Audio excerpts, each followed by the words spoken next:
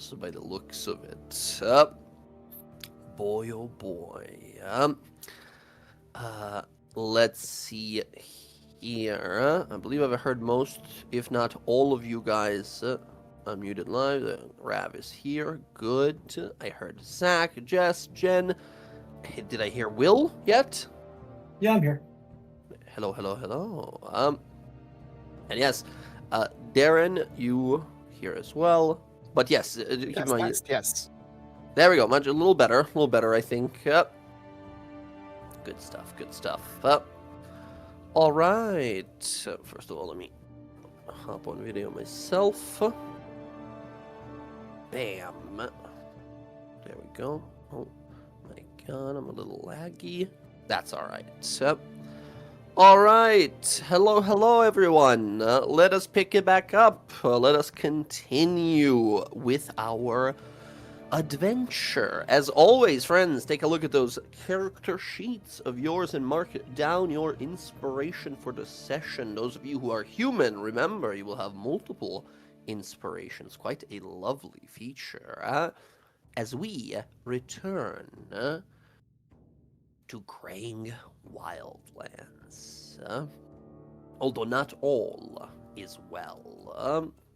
Previously on our adventure, friends, the party, having gathered in a small Palebank village, went on investigating, and one thing leading to another, traveled their way to Croaker's Cave, just north of a village.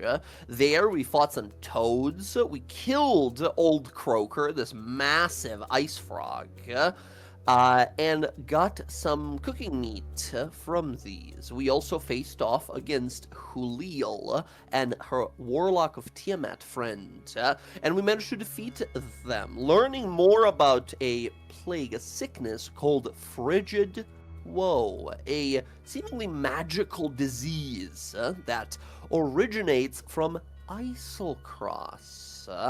A set of islands to the north filled with all manner of ruins and treasures of ancient past, where Ergon Venth, the dwarf explorer, has brought it from in what seemed to be two small vials. We took one of the vials with us. Apparently the other one was cracked and used as a sort of a trap.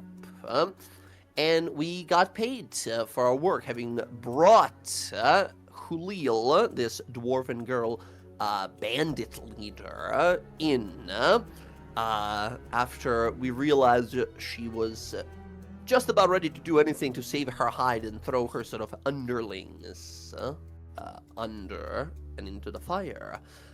We got paid for our work, and the mayor asked us to stay the night here at the Jolly Dwarf Tavern, while he takes a look at his sort of collection of tomes to research the sickness overnight. And now, after a night of rest, having spent some time here at the Jolly Dwarf, we awaken to some truly unfortunate news. Our faces and bodies, streaked with blue lines, seem to indicate that we too have caught this frigid woe as well. One little kind of I gotta step back and kind of for a moment here.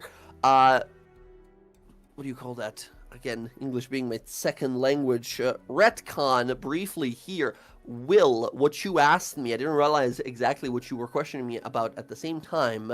I said that you yourself, that Cleo would have had these lines. She does not, and because of that particular feature that you have. The only one seemingly unaffected. So friends, as you all awaken the following morning up here in these rooms, as all of you slowly exit out into the hallway here, you look amongst yourselves and see these blue lines you've seen on these previously sickened people as we return to today's session.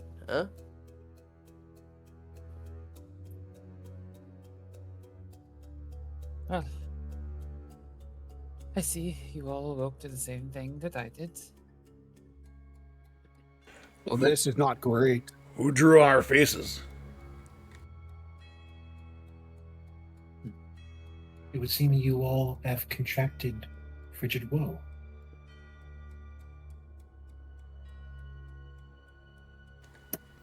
Is this gonna stay like this forever? Because I don't like this. I hope the mayor found some information about this thing. Hard to say. I think I we am need to talk to him immediately. I am curious how you all contracted it. As I recall, none of us actually touched the substance. At least that, as far as I can recall. Likely proximity to somebody that was infected.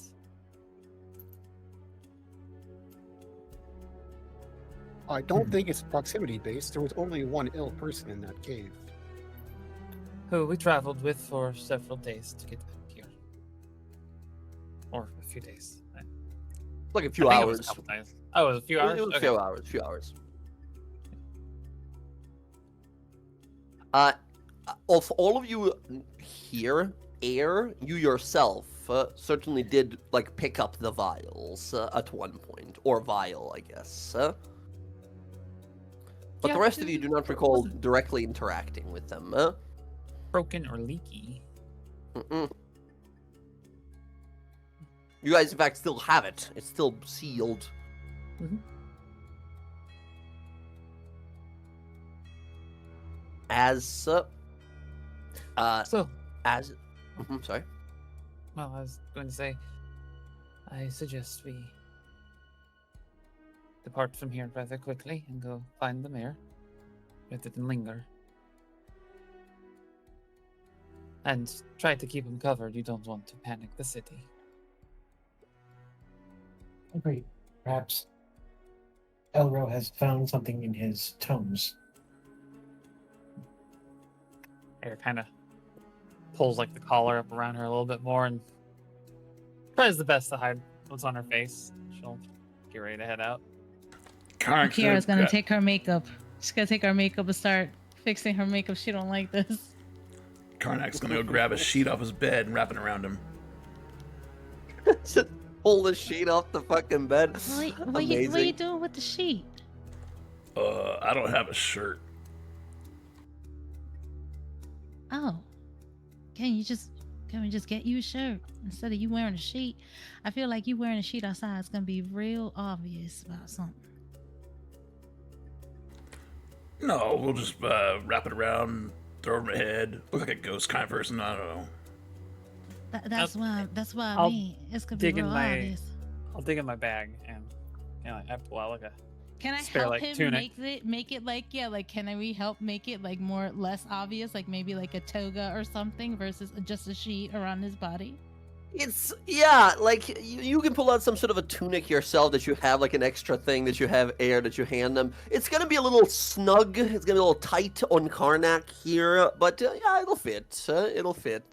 I can make the sheet kind of like cover you a bit,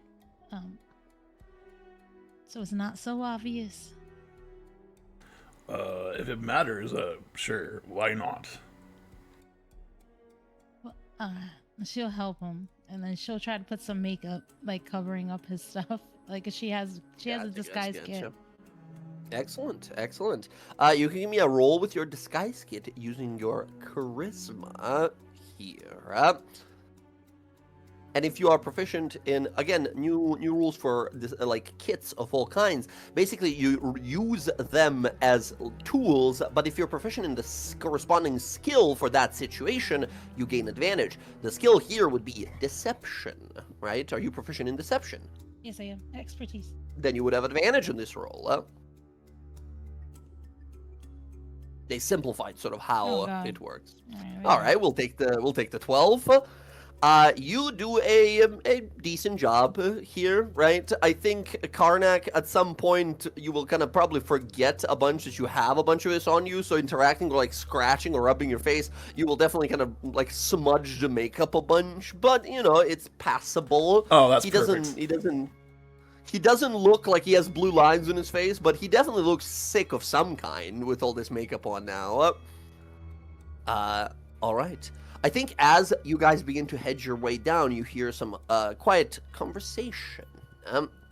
As down below currently, you see currently nursing a cup of some sort of warm drink is the mayor, Elro Aldatuar. And he and Arl, the barkeep, sort of are having a conversation here. And I think he slowly kind of, you hear Arl, the barkeep here, the smiling dwarf, the jolly dwarf, says, "Oh, there they are now." And Elro just sort of rotates slowly and says, adventurers, I was hoping to... He stops, and his eyes go wide as he sees you all, and the many lines. Are we all wearing disguise makeup from Kiara here, or someone's like, no, fuck it. I think it's just me and Karnak, right? No, Air's mostly covered up. Like, you can probably see some of the ones like on her cheeks and stuff. Yeah, and I think like Kalis has kind of like his scarf wrapped around him, like for the cold and Yeah. stuff, just to. It was not. Right. Well, you don't have anything to, yeah.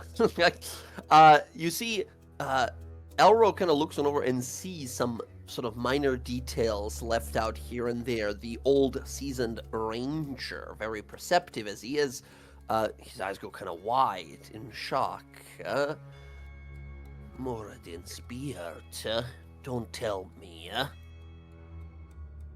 Well, then we won't rehash it. What do you have on it? You see Arl, the barkeep, kind of looks over, kind of out of the loop a little bit, kind of looking to see what's happening. And Elro sort of hops on over, looks over at you, says, well, that's certainly not good. All right. Well, worry not, or you shouldn't worry. I hope there might be something we might be able to do. It seems like it's a little too late, for Urgon, but you all, we might be able to do something. You see, he brings out a stack of books that he places on the table in front of you guys here. He says, this thing that you have, it's something called frigid woe, indeed. It's a sickness, a rather rare one, that originates from Isocross. No one's really found any immediate cure to it, but it seems magic can dispel it. I don't suppose any of you have that sort of magic. Clobber shakes his head. Unfortunately, it is beyond my ability. If life was that easy, right? Well, still, you should not despair, as many peoples that have come through here looking for some sort of a cure to it have made their way up to Islecross. Many of them did not return, but some did. Healthy, too. I suspect they must have found something up in the colder, still, north. I feel horrible for asking you originally to look into this, and it seems now the sickness has found you as well. So, I was hoping to make sure that none are further infected, so I reached out to some of my friends in the Glass Blades to procure a passage on a ship there's a sailing ship that's gonna be leaving later today, called the Remoras. It's an icebreaker ship that travels between here and Isocross. The ship, if you wish, I was going to ask originally to perhaps work together. Perhaps you can seek out this cure for the future peoples who would need it if they come down with this illness. But it seems now that you need it a little more urgently than others. This ship, it'll take you all to a place, a settlement called Serenlia. It's a Uthadornian outpost on Foreign, the largest island on Isocross. And once there, you all should seek out a dwarf named Orvo Mustave. He has gone on numerous expeditions into the wilds there with Urgon. Two of them were a adventuring duo. She and Urgon were a adventuring duo. And once you have found the cure, if there is any, you should use it on yourself, whatever you need. And if there is any left over, there's another person, an elf resting in Serenlia, who goes by the name of Buyer, or the Buyer, as they called her. They can tell the buyer, you can all tell the buyer that the cure can be used to save future individuals who might be diseased with frigid woe. Both of these people, well, I know the buyer, but I do not know Orvo Mustave. Although I do know that both of them are staying in Serenlia.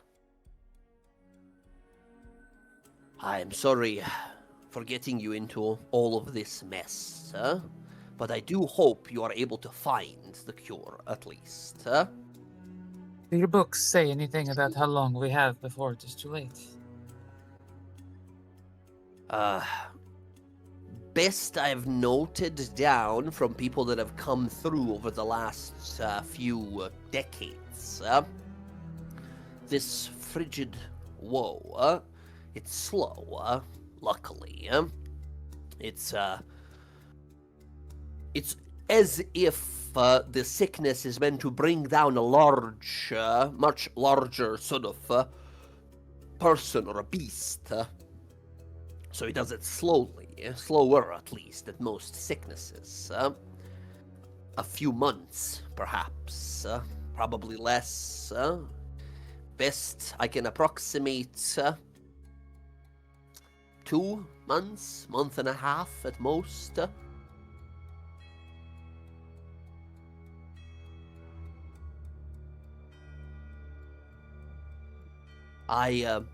We have here thick woven reindeer fur jackets and all manner of winter gear, and we shall give some to you should you need, and I would suggest you prepare yourselves.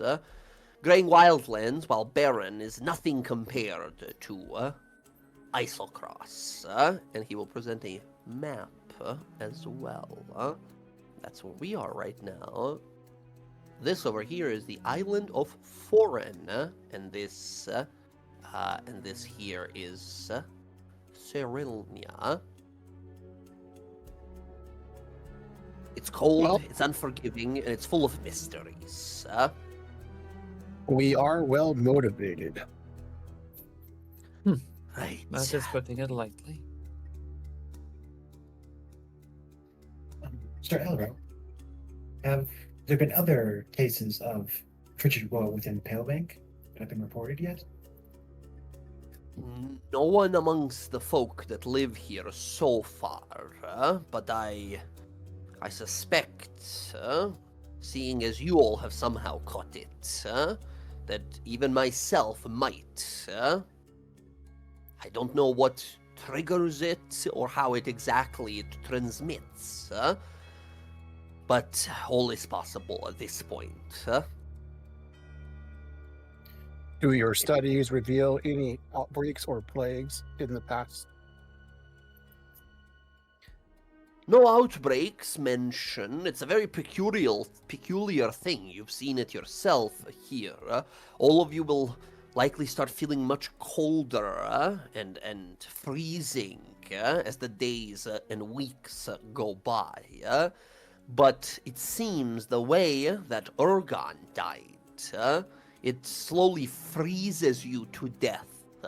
So it would have been noticed if a large amount of people would have come down with this. Nothing that I've heard about in the last few decades, at least. Question. Yes, lass. Togi and her sister Huli, they appeared to have symptoms, but was the break-in at the antiquity shop recent? You see him kind of look a little kind of saddened at the mention of that. He says, aye, unfortunately, the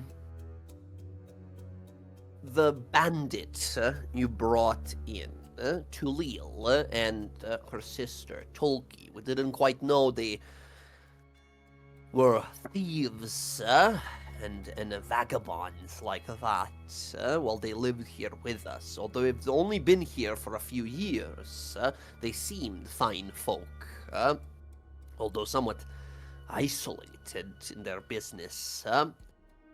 It turns out the two of them and some other amongst their bandit gang broke into Pelk's Curiosities, and last night I sent some of the folk here in Villager to check in on Pelk, Verla Pelk, her name. They found her frozen, dead, seemingly, from the same sickness. No one in the village has seen her for a few days, so when we went to check in last night, rather introverted as she was, it seems that she has fully succumbed to this sickness as well. She must have caught it through the same cache of goods that Urgon brought. And it may be wise to isolate the antiquity shop, Pelt's antiquities, for the time being until we can bring back a cure. As to make sure none of the other items are infected by frigid woe, as they could have come in contact with the other items brought from Peasant Cross. At least that's what I think. That's a wise call, and we've already closed it down. I've not spread the news around Palebank yet to tell everyone of what exactly is going on, and as I don't wish people to panic or possibly worse, leave the village if already infected. So, in a great way, I'm hoping to rely on you all to bring back this cure. There must be one somewhere out there, and if anyone is going to know about it, it's going to be this other adventurer that traveled with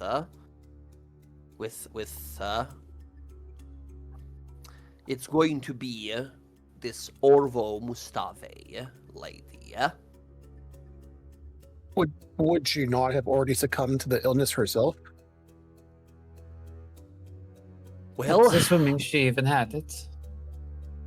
That's the hope. That's the hope. If unfortunately here, for yourselves and me, possibly, if I am infected. The sooner we run out of answers to our questions, the sooner our doom comes. So, I'm good. I suppose we have to stay optimistic. I'm going to assume that what happened was that broken vial that seems to be the cause of this was likely damaged in transit when he came back across. That would be my thought. If it had been... I'm no alchemist, unfortunately. No, you don't have to be. But what I'm thinking is, logically, based on what we have seen, if it had been at any point prior to that, the crew of the ship that he came back on likely would have been suffering much the same. And we have not seen that or heard anything about it.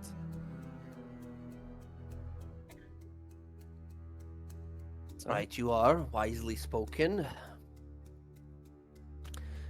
Is any of you here good with that sort of stuff, huh? Alchemy, If this is a liquid of some sort, seemingly concocted in these little vials, if any of you were good with these kinds of tools, you might be able to get a better look at it.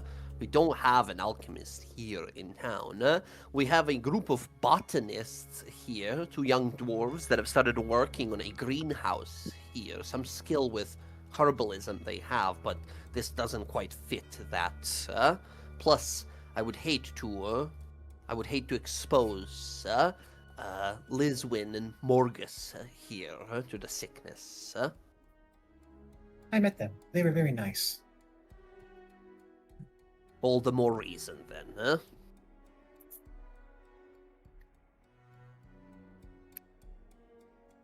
Agreed. Well, if none of us here have skills in alchemy, then I would say, come by later to my home. I will prepare some winter clothing, some proper padded winter clothing. What you have now is fine, but keep in mind, Islecross, Graying Wildlands, the Crystal Sands Tundra here is a place of snow.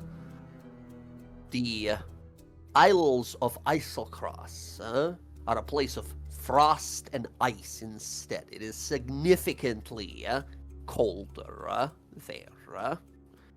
So pack food and pack clothing, because you will need both.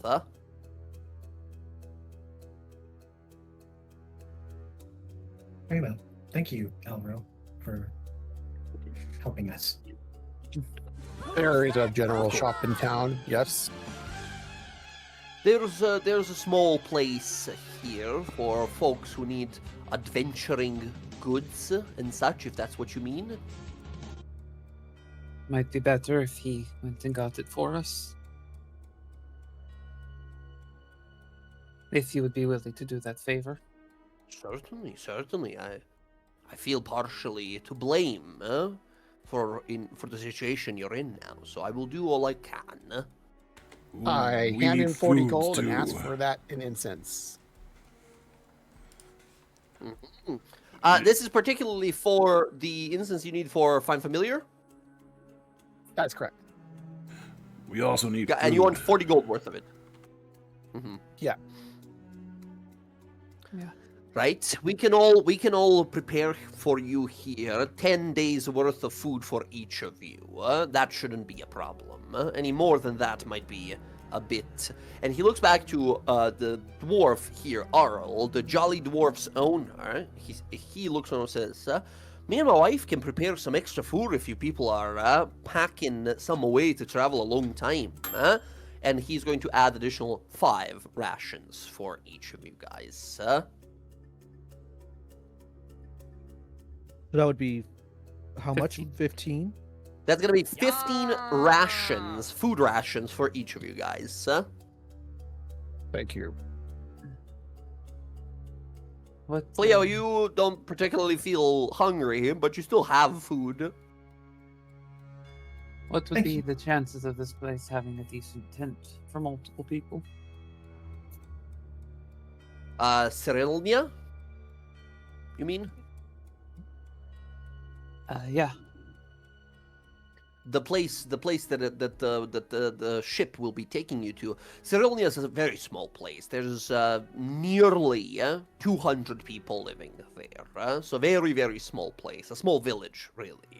Not a lot of big settlements out there in Aeor, or around the sort of Aeorian ruins of Eiselcross.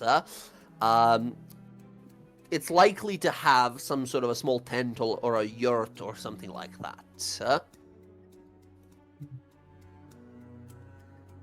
And just please tell them that you were sent by Glassblades and Mayor of Palebank Village, Elro. Some of them, I'm certain, know well of me there. Keep that in mind.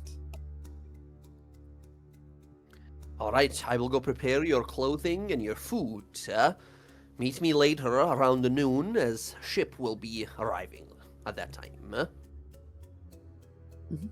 The travel from Palebank to Cyrilnia is about 9 days.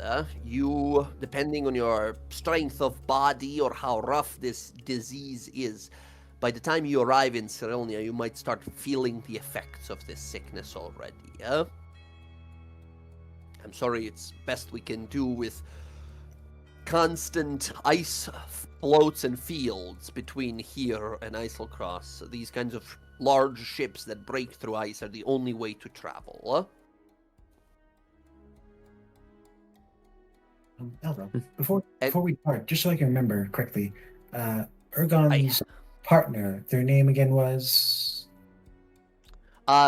He is going to write down all of this for you here. A dwarf individual named Orvo Mustave.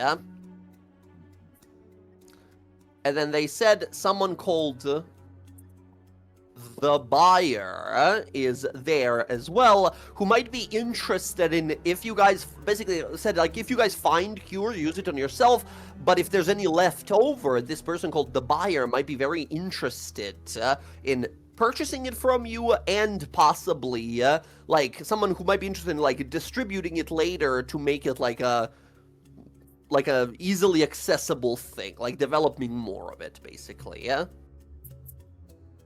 Understood. And this is some sort of an elf, the buyer. Right. Very well. I will catch you later. And he leaves you guys alone. You see kind of sitting there, the dwarven barkeep kind of walks on over and puts some drinks there. Arl walks up, puts some drinks there and warm food for you all. And I think whatever conversation you're about to have, as you guys are having it, some of you will notice that these very nice and warm drinks that are prepared for you guys feel a little kind of like, you see the steam rising from them, but they feel a bit maybe colder than they should be just looking at them.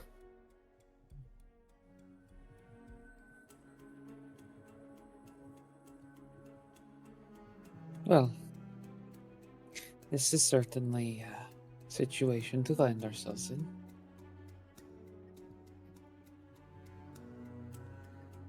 You say you want to look for a tent. There's some people in town here.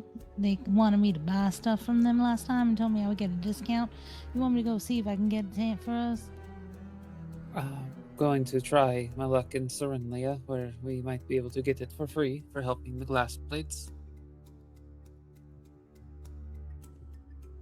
It's possible I might be able to get it free here. I'm not even gonna lie to you. As tempting as it is, we are sick and we should not risk exposing ourselves to people to spread it.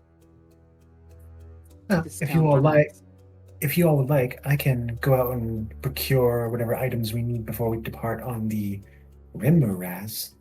What a strange name for a ship. How are you not sick? I don't know. She's a cleric. She's got like magic in her blood. Well, can you rub some of that magic shit on me, please? It'll I think work it's a bit like more that. complicated than that.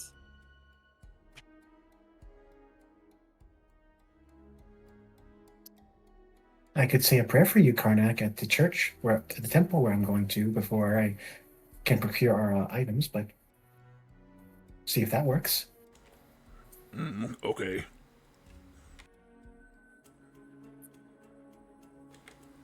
I don't like having blue.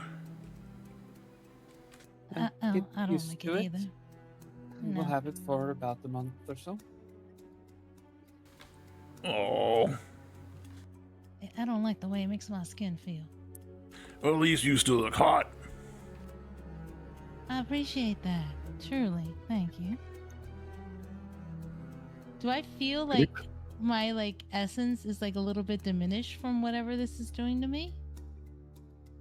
How do you mean essence? Like, You don't feel any weaker magically or physically at this moment. Just every once in a while when someone walks into the bar and the wind blows in, you feel a little colder than you should be. Like, God damn, how cold is it outside? As the wind sort of blows on by. It seems that you're a little more affected by cold at this moment.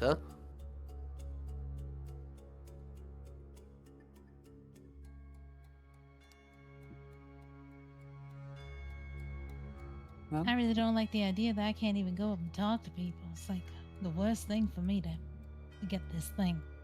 I love being near people. Oh, yeah. You can You be near also- us. I'm not saying I don't want to be near y'all, but meeting new people is kind of like the thing I like to do.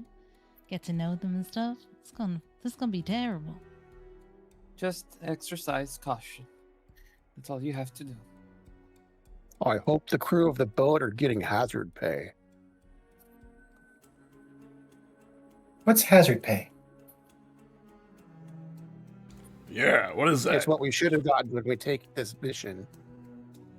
Yeah, we didn't know it was contagious. I guess they didn't really specify that. I am joking, of course. I Oh, would, If you That think is- about it, That is joking. oh, sorry, go ahead. I would assume I was that gonna say- any sickness that you're dealing with is contagious to some degree. I was going to say getting paid 300 gold is sort of hazard pay, right? That's what pretty much that is. 300 gold for because when a common person makes about 2 to 5 copper a day, right? Making it 300 gold, Right. that's like 300k in 2 days that you made, right? It's not bad in We like real technically got world. a year's wages. Yeah. Like to Uh. live aristocratically, aristocratic lifestyle in D&D is 10 gold pieces a day, right? Living like a king for a day.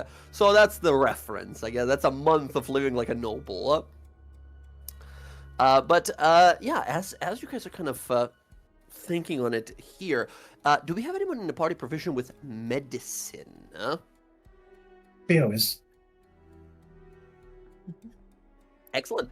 Theo, thinking on, how did we all get sick? All of them, I guess. You can give me a medicine roll here. If anyone else is proficient in medicine, they can give a help action, but I don't think so. No, medicine is not my forte. You want somebody cut in half? I'll do that for you. Ooh! You're a surgeon Let's of that go! different kind. Oh, nice! Natural 20. Cleo, something is odd about you or your fellow companion travelers here. And whatever it is that makes you different from them is making it so you are not sick and they are. So you think to yourself on a 25 here, I don't think this can affect me for whatever reason. So I think you can just pick up the vial and kind of inspect it for a moment here to sort of look over it how exactly did it happen? And I think something that occurs to you here. Currently, I think Air, you have the vial in a little pocket in a bag somewhere or something. Yes. Mhm. I think without even needing to ask to look at it here, you can if you want to, Cleo, of course. But just thinking on it, you're like, how did we because it wasn't opened, it wasn't cracked. It was the one vial was, the other one was not. And I think you start thinking to yourself, what the mayor said disease that is like meant probably to bring down larger things, maybe like mammoths or trolls or something like that, bigger, something that exists in these frozen areas. Maybe, if presumably was made of some sort of ingredient or material, alchemically, still alchemy, not your specialty here, but if it had come from these many ruins of this ancient mage city that has fallen onto this island of Isocross, it is possible that it's been sitting for a very long time in some ruin before being found by this adventurer, Ergon. And if that's the case, if it is some sort of a medical, magical disease, what are the odds of it sitting in that vial so long, its frozen nature slowly freezing the glass, that it could be possible that some amount of spores, much like that of mushrooms that could have been used for concocting that disease-riddled potion, would have formed on the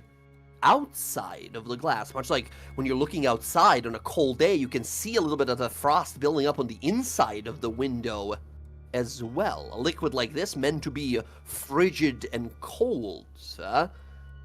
Would it be possible that the minor effects of this disease formed on the outside of the glass?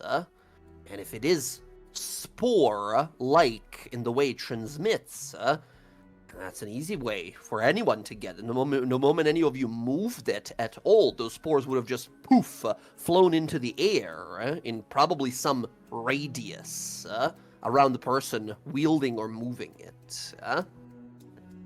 You think on a natural 20, that might exactly be the case. You think that when that when that dwarf bandit took it out of that chest in the cave, in the Croaker's cave, to give it to you guys, the moment she went moving it around, those spores might have just detached and went all across the space. Cleo looks to everyone, says, I think we might have been exposed by Huli when she coated the chest in the frigid woe, and it became transmittable by the air, I think.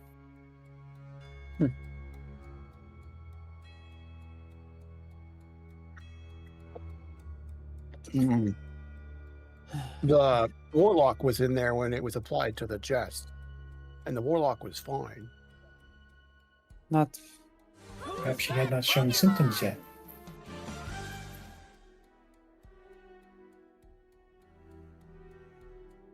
But in any case, what's done is done. And now we have to find a way to cure all of you. I'll say this, Cleo, even on a natural 20, two things that you learn here. One, as long as it is kept in a closed bag or a container, you don't think it'll be able to spread to anyone else if you're moving it around. Even because, again, it doesn't transmit from person to person, it seems. It's the vial that's doing it. So as long as you keep it in a closed container, it should be fine. Two, on a natural 20, you're like, I still don't know why I am not affected.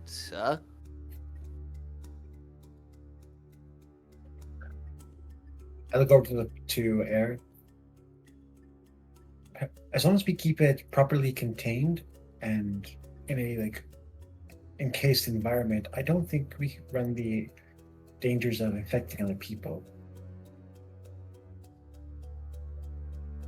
Oh, Fair. do you have a jar?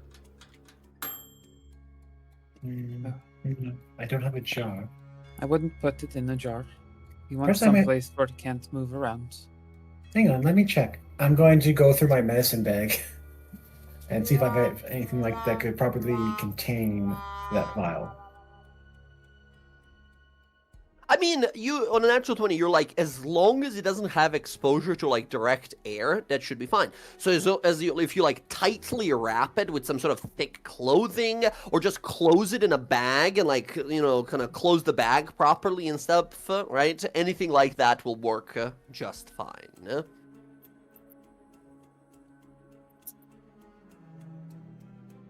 That should do the job.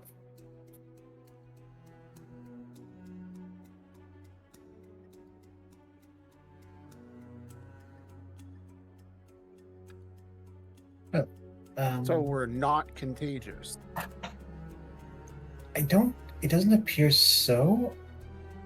Unfortunately, I lack the knowledge about this illness to give a proper, like, diagnosis, I think, is the right word.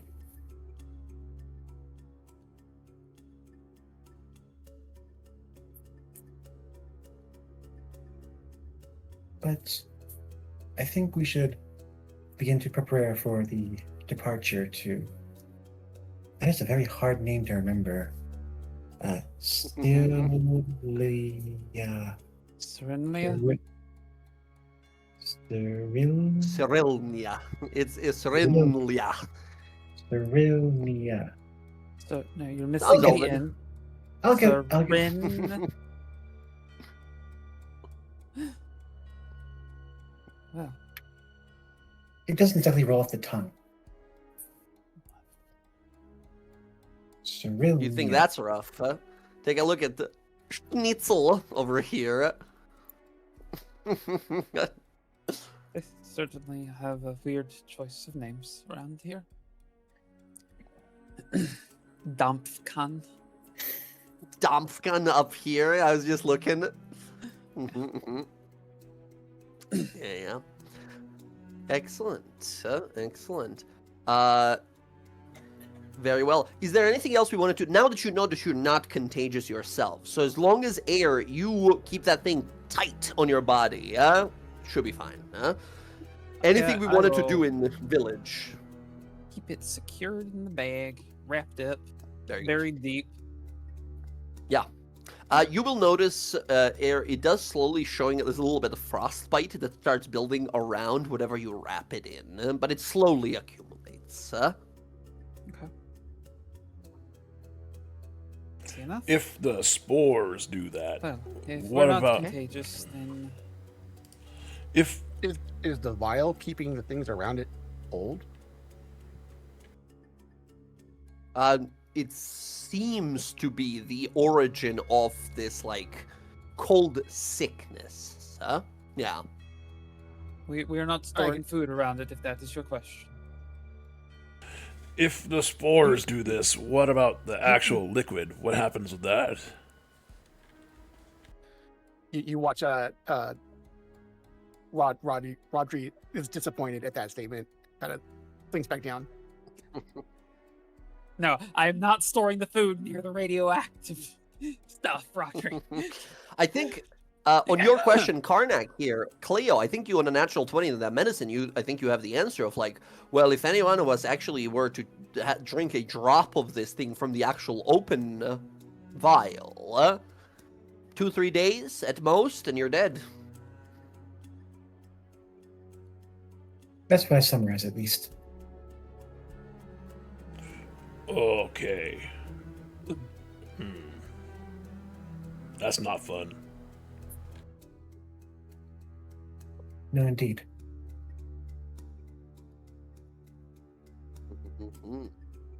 Yeah, anything else to do here in town, or do we get ready to hop onto the Remoraz ship? I can't think of anything. Cleo is ready. Let's do it. Very well. Very well. Do you guys tell... Cleo, do you tell the mayor, Elro here, that's like, hey, it's not the people, don't worry, because they are like, we would love to give you some extra stuff, but we can't go into the building of the like magic shop person, aka the general shop, which was this Pelk's Curiosities place, that is now kind of like quarantined because they don't want it to spread. They don't know how it spreads. I think once Cleo rises, the distribution of the frigid woe, that she will inform the mayor of what that it's okay to enter. Very good.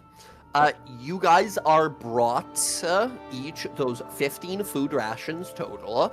Each of you are given a set of winter clothing, a padded winter clothing made of mostly like elk and reindeer fur and leather. It's pretty nice and warm.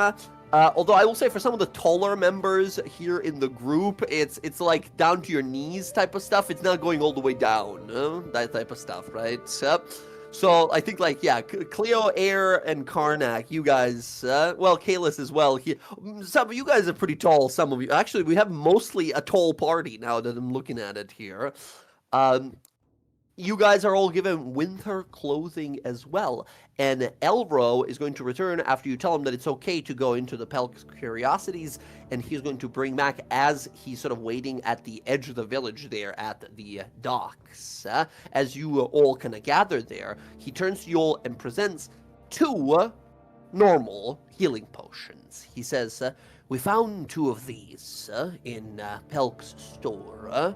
No one's going to be using these for a while, and seeing as unfortunately we can't pay her for her services here, I'm sure she would be very thankful for someone to find a cure to the thing that killed her. I'm sorry we didn't have any more to offer. And he gives you guys 2 healing potions total, so 2 people or 1 person. Karnak's gonna snag one. Okay. Anyone would like a second healing potion, yeah? Might be beneficial for Kalis to take it. I won't say no. Yeah. Absolutely use it. Kalis, you especially as someone who uses like dual wielding with that Nick property, you'll have that bonus action available to you, so that's nice. There we go. Kalis and Karnak mark down a healing potion. As you guys gather, you see Elro kind of looks at this. There it is, the beauty. As you guys hear this, like a loud, high-pitched whistle, and you look on out and you see a plume of dark smoke floating through the cold mist to the north, and emerging from the mist, crashing and cutting its way through ice here, which is, for those of you who have not been this far north, you think to yourself, you're like standing at the edge of a frozen sea, right? The frozen beachside here, as you hear this crashing and breaking sound.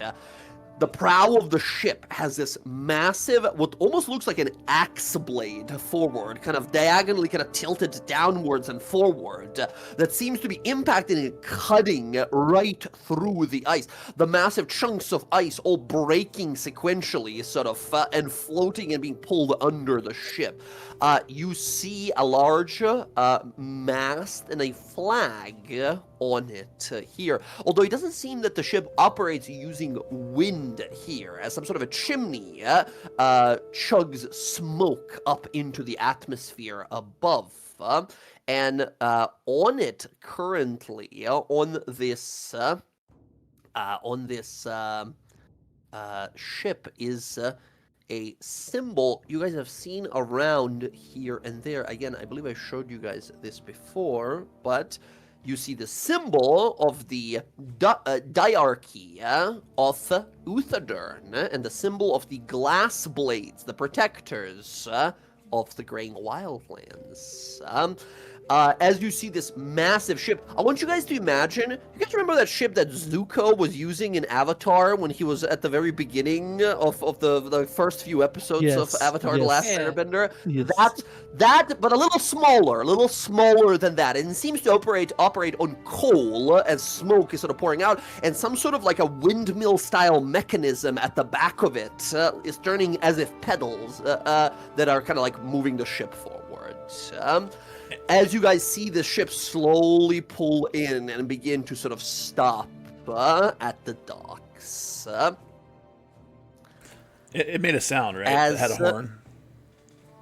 It did make this like a whistle, like high-pitched whistle sound. Karnak's gonna lean over at Kiara. You think they'll let me blow the horn?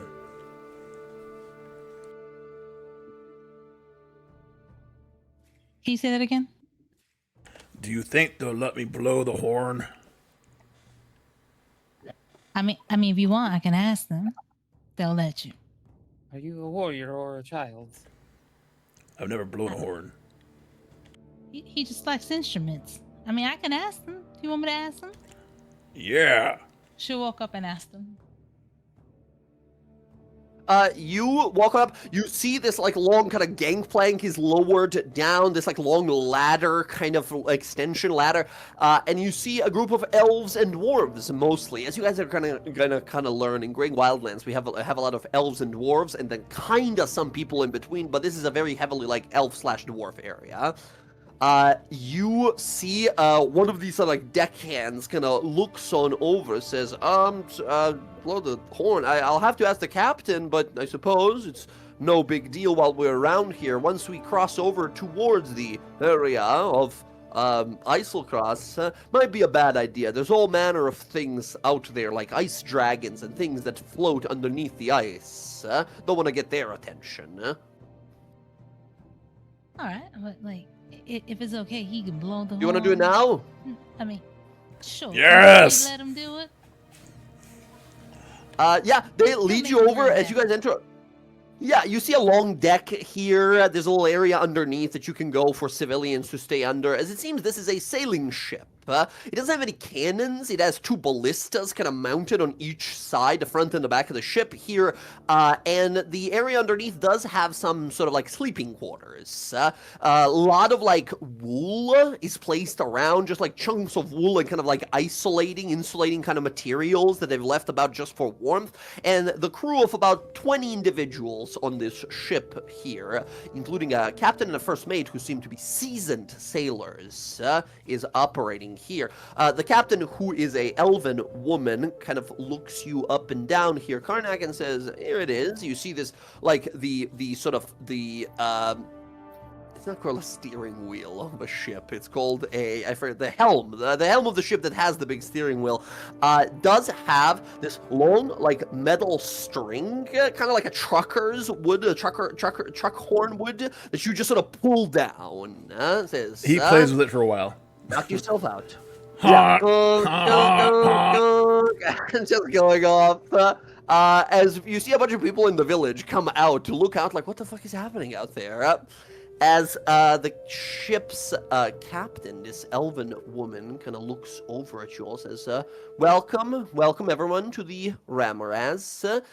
We were told that we've got some special interest individuals that need to be safely transported. I assume that would be all of you. I understand you have some business in our encampment of Cyrinlia. We will take you there safely, although somewhat slowly. The journey shall take no more than 9 days, so make yourselves comfortable. If you wish to stay under the deck where it's nice and warm for the 9 days, please do so. If you enjoy the view, although misty and obscured it will be, you are welcome to stay up here. We predict generally a safe journey, although keep in mind, Islecross is a bedeviled place of terrible luck and ill fortunes for many, and grand riches for few. So, do be careful. Keep an eye out. The cold is the first thing that will kill you. The beasts and the monsters will be the second. So bundle up, dress well, and let's get a move on.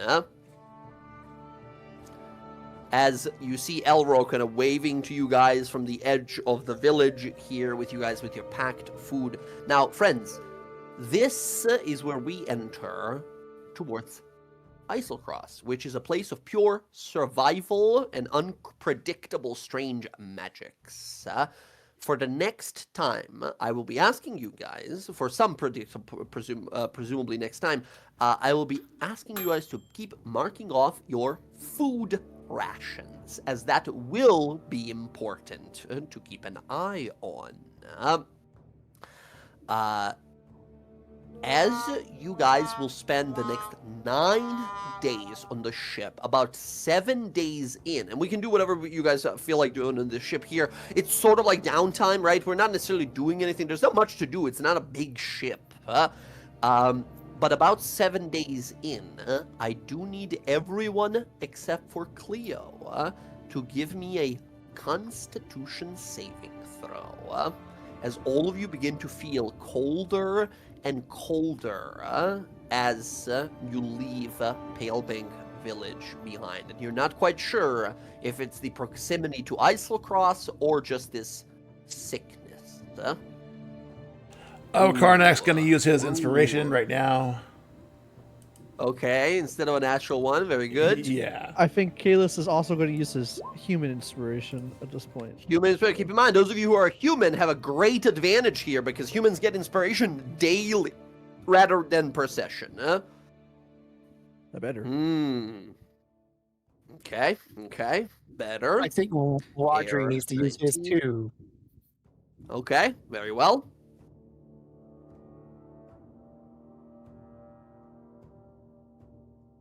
That's better. Much better. Much better. Very good, very good. Kiara, I need a con save from you as well. 13. Okay. Friends, all of you, by that 7th day of travel, as you're feeling colder and colder, are able to stave off the worst effects of frigid woe. Should you guys have failed this, and I think here on these higher rolls, like 19 and 21 even, you guys realize that should you fail against on these saves as the sickness progresses, your bodies will feel more and more frigid and cold and difficult to move around. Should you have failed here, your movement speed would have started to slowly and gradually reduce, stopping you from moving. But you're fine for now. Excellent. As the night. Oh yeah, sorry. So I had asked about preserving rations with the ice toad meat that I had picked up. Yeah, absolutely. Give me chef's tools roll here, and if you're proficient with nature, you can have advantage. Can Karnak do the same? Also has ice toad meat. Yeah, absolutely. Both of you can give me a roll, and again, if you're proficient with nature, you can have advantage here. I'm not. But what's the query? Nature or survival, actually, both work in this case. Either one. Is it wisdom or intelligence?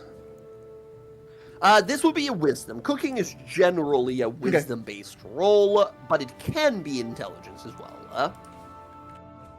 Nice, amazing. Rodri and Karnak, both of you here. Karnak, you produce additional 10 food rations, while Rodri, you produce additional 15 food rations.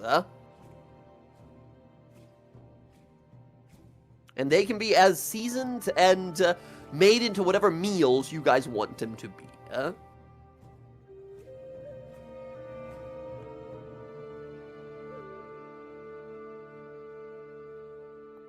Great, thank you. All right. Excellent, excellent. As you all travel, the howling cold winds are your only passerby here in this empty, frozen white space. The ship slowly creaks as you hear constant, at first distracting, but very quickly over the few days you get used to it, the sound of crashing impacts of the massive ship slamming against the ice floats beneath it here. The crew seemingly already very much so used to the process, but at all times vigilant, holding their sort of blades close at the sides, their spears and crossbows. Two people on the ballista, always kind of swiveling their heads from left to right, keeping a lookout for trouble.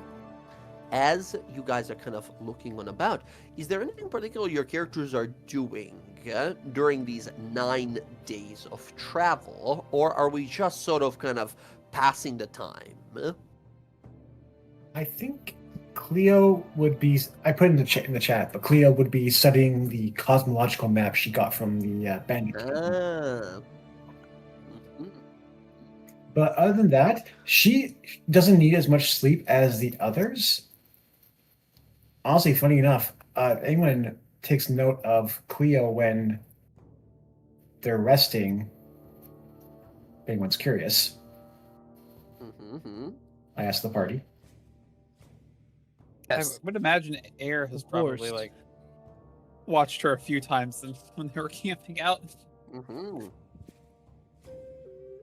Kalis is always like kind of guarded and kind of observant, and trying to like Inquisitive, to say the least. Karnak doesn't care. exactly. I assume we've all been given one room to share, DM, correct? Yes, you have. So this space has one like common room for the crew, and then like 2 rooms for the guests. And each room for the guests here has 4 beds each. Right, the 2 rooms. So you guys are kind of split into groups in these beds. I think what's most shocking to anyone who like observes Cleo during rest notices her eyes don't close. They're wide open. Almost like she's staring into space. And she's just, her knees are up to her chest, her arms are wrapped around them, and she's just sitting there, motionless, staring at nothing for 4 hours before she comes out of it and then starts to do some reading. Fucking Gandalf. Holding on to the orb, staring off the wall. I think some of the crew is a little freaked out. So the crew of the ship here. I think by the end of it, Cleo, they start calling you like Ghost Woman, or Sleepless Ghost, or something like that. People are seeing the scar, the pale face, the appearance, the eyes. Yeah, they're a little kind of unnerved to say the least. If Cleo notices anyone staring, she'll just look at them and just smile at them. Greetings. That's worse. That's worse. They're like, sorry, I got a captain's and they walk off. I look at the rest of the party. Did I say something wrong? Strictly speaking, no. But you are unnerving to them because they do not understand you. Oh. Perhaps I should get to know them so they can understand me better. I would say give them time.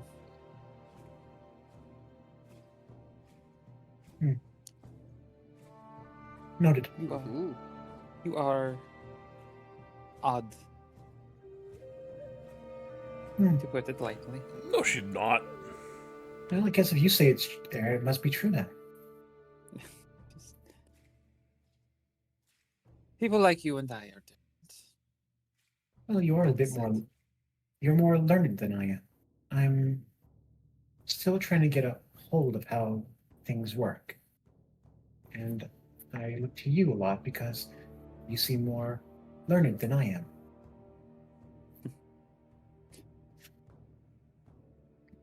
I'm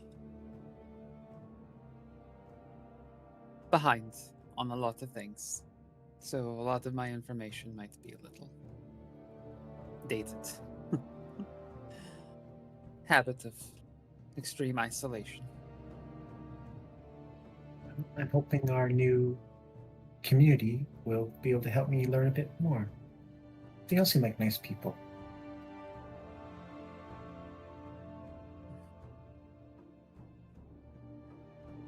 For what they are, I suppose they are quite nice.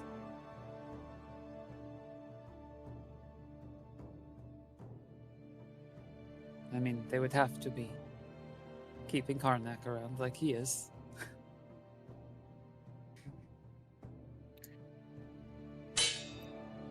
That I was haven't- a laugh.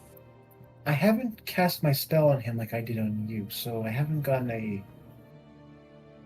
any odd vibe from him, but Karnak seems, what's the term you used? Simplistic? Yes. Simplistic is the word I would use for him.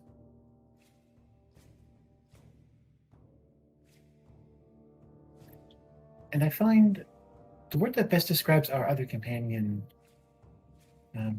Kiara? What's the word I heard from you? Exotic? Is that the right word? You maybe an exotic. You think I'm exotic? She From like what we walks know. in through the door, having heard it. Oh, well, I've never met anyone like you, so is that not the right word? I mean, the word I would use for me is fabulous, but sure, exotic is what you want to use. I fucking love it. Are you offended? Offended? You Why would I sound be offended? offended that we referred to you as exotic? I just never heard anyone call me that before. I mean, I don't know what Have- about me makes me exotic, really. How often have you ever left home? Well, I left home about 2 years ago, so And you never thought new things that you experienced were odd or different? no, I thought it was a great time. I love meeting new people and seeing new things. I never find it to be weird at all. I think you're thinking of weird in a derogatory sense rather than it just simply being different from what it is. Like, exotic is not meant to put something down, it just means that it is different from what you know and understand.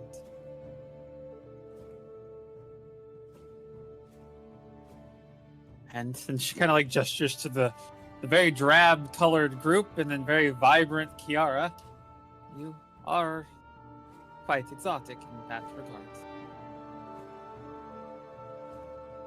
Well, I appreciate you being nice and calling me exotic. I'm just wild and exciting, I guess. I don't see it that way. So if I ever meet another person and they ask me about you, should I say she is fabulous? Yeah, you say I'm fabulous. You say she's wonderful. She loves to dance. I mean, if you want to call me exotic, you definitely can. I just mean fabulous just sounds nicer. Extra also comes to mind. What do you mean by that extra? What is extra? You have a lot going on, is simply what it means.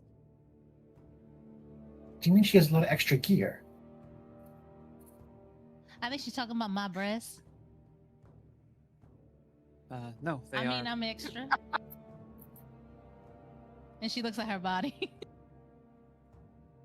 I do got a lot of extra back here too. So I mean, maybe she's right. Not enough. Oh, is that what they're called? Extras. DLC. I think she's trying to say Yeah, that I'm a little. Cleo's I'm a like little looking excited. you up and down. I'm a little excited and I make a lot of noise. I think that's what she's trying to say, but I was just trying to pivot and say that I do got a lot of extra.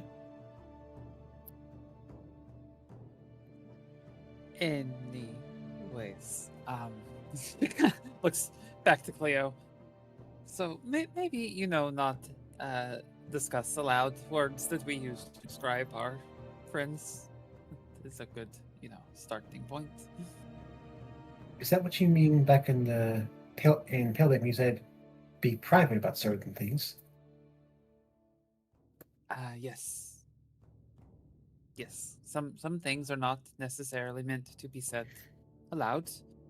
They are, you know, conversations between, and she gestures between you and her, friends said in confidence. Noted. Thank you, Air. You're welcome. Well, I'm gonna go take my extra ass somewhere else and go have fun. You two enjoy your conversations. And she's just gonna start playing music. Wait. while Where she- are you going? I want to walk around. I don't want to stay stuck here. Can I join you? I've never been on a boat before, and I want to see You never more. been on a boat boat before? I was on a boat with pirates. It was so much fun. Pirates? What are those? People who have a lot of fun do things that normal people don't do, like They are outlaws that sail on the sea and take from people that stuff does not belong to them. Oh, so like the people in the cave we fought. But on the sea. Correct.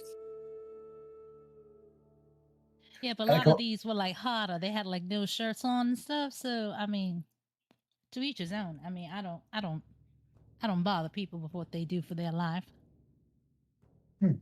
They must have really warm body temperature. If they're wearing their they shirts open. did. They definitely did. I can tell you that.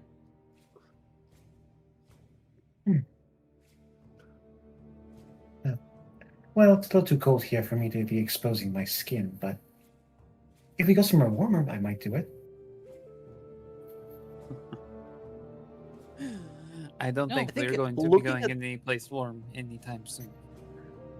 Cleo, that might not be true. You're looking at the map that Arlo gave to you guys. You're like, there's a big red river going right up this whole island. That might be warm. It says on the map, it says, it's a little odd, Cleo, but it says on the map there, that is called River Inferno. Sounds warm. Sounds like hell. Hell of a time. Hell of time. I think... Good. Mhm. Go ahead. No, I was gonna say, yes, as you guys converse, time does slowly pass here. Is there any other conversations that you guys have over the days here? But, like, do you guys notice that, like, fuck, it's getting colder, and I don't think it is the sickness here. I think most of us are doing well against it. The lines haven't continued to, like, stretch out and become more intensely blue across us, across our bodies or faces here. It's getting colder, much colder as the days are going by and you're kind of approaching further towards this Serinlia place.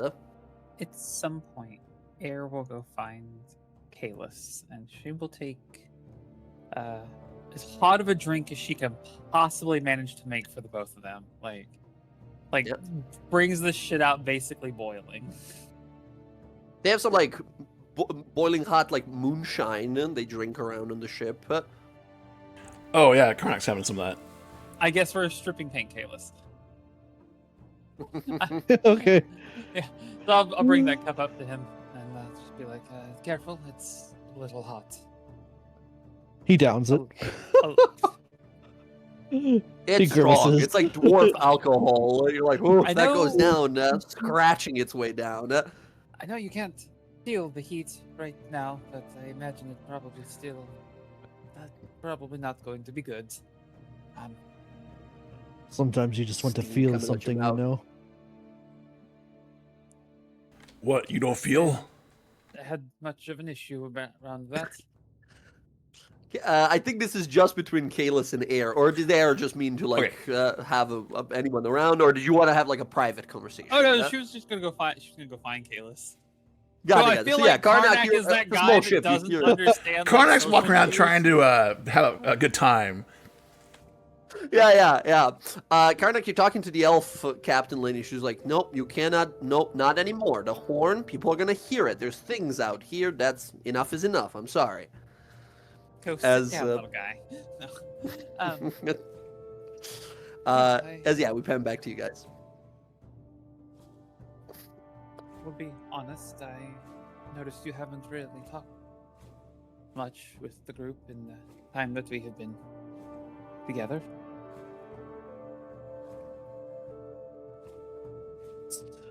Sussing everyone out, I guess. See, I'm not very happy with our current circumstances, if you can imagine. I would be concerned if you were elated by it.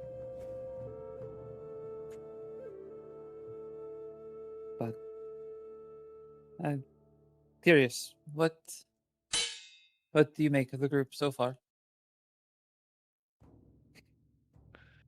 kind of chuckles and shakes his head.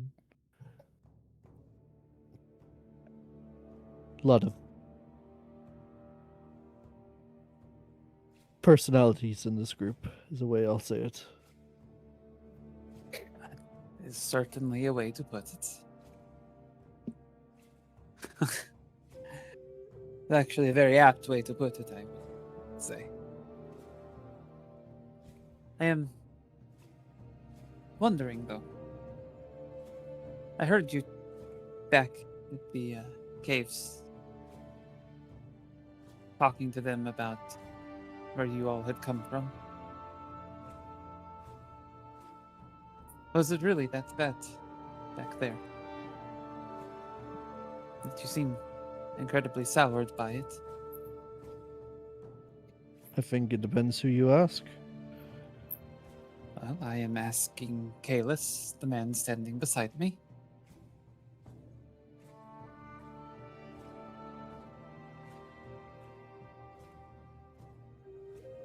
Let's just say, I'd say it's the worst of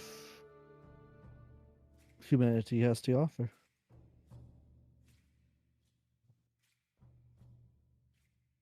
In what way?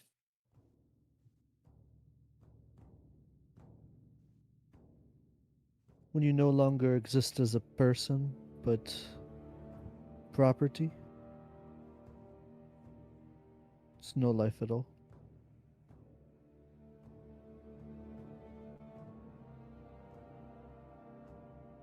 I suppose that is true. I've seen a lot of terrible things. I would place that as being probably amongst some of the worst things that people can do to each other. And why I say it depends who you ask, because being on the other side of that might be an easy life, per se, but it wasn't the one I lived. You were property?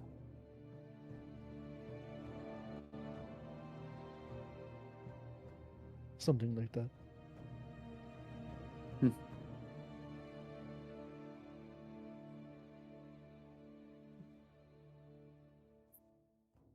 Oh, now I understand why you are as quiet as you are, and as reserved. And she just bumps her glass against your empty one. Gives a bit of a nod, and kind of just clutches the amulet around his neck and kind of just looks out to the sea and kind of shivers with this new coldness that's running through his veins. She'll pour a little bit more of her boiling stuff into his cup and then give him that little like shoulder bump, and she'll leave him to it.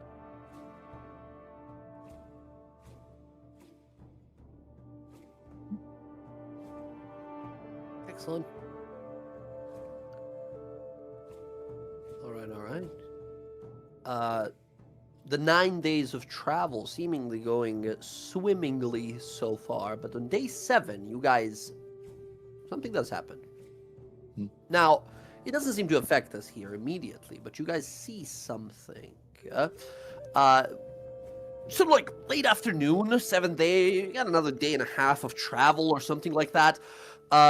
As you are all going about your business, some of you on top of deck, some of you down below in the bowels of the ship, you begin to hear some commotion, and you hear stomping of footsteps as some of the sailors are starting to like run around. You see them turning off lights everywhere on the ship here. One of the crew members opens the door to your guys' rooms and says, "Stay quiet. Please stay quiet for a little bit. We've got some possible trouble. Just please remain calm. Please remain calm. Stay quiet. Don't make a noise. Don't light any lights." And they sprint off immediately up the stairs. As you see all of these glass blades grabbing tarps, throwing them over the edge of the ship. These like white painted tarps. The sails are rolled back up immediately. The rigging is like tightened, so it like keeps the sail sort of all the way up.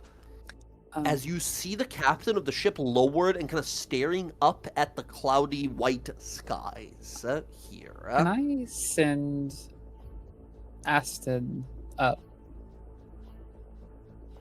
to have a look? Yeah.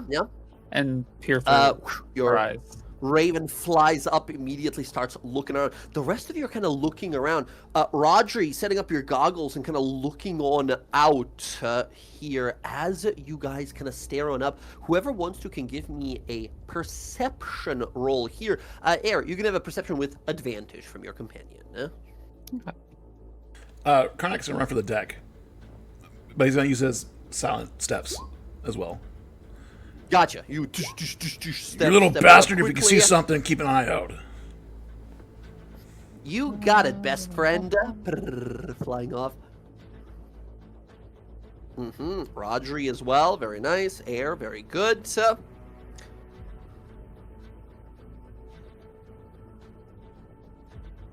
Oof.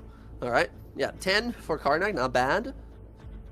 Now, how your familiar basically gives you advantage here, Karnak. For all of you guys who have familiars, they give you advantage on perceptions here, so 10 for you here.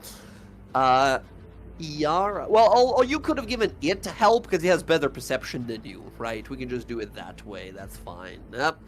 Kiara, Cleo, very nice. All of you guys do notice very quickly sort of what is going on. You see the crew obscuring the ship best they can as the elven captain lady is staring on up and on her weapon, but you see a lot of you hear a clicking sound, a rhythmic repeating clicking sound from multiple of these guards, their teeth clicking together, their arms shaking. You see fear in these many people here, and all of you look and see the dark, the plumey white clouds above, snow drifting gently, and the howling of the wind every once in a while, before you hear this slow repeating sound.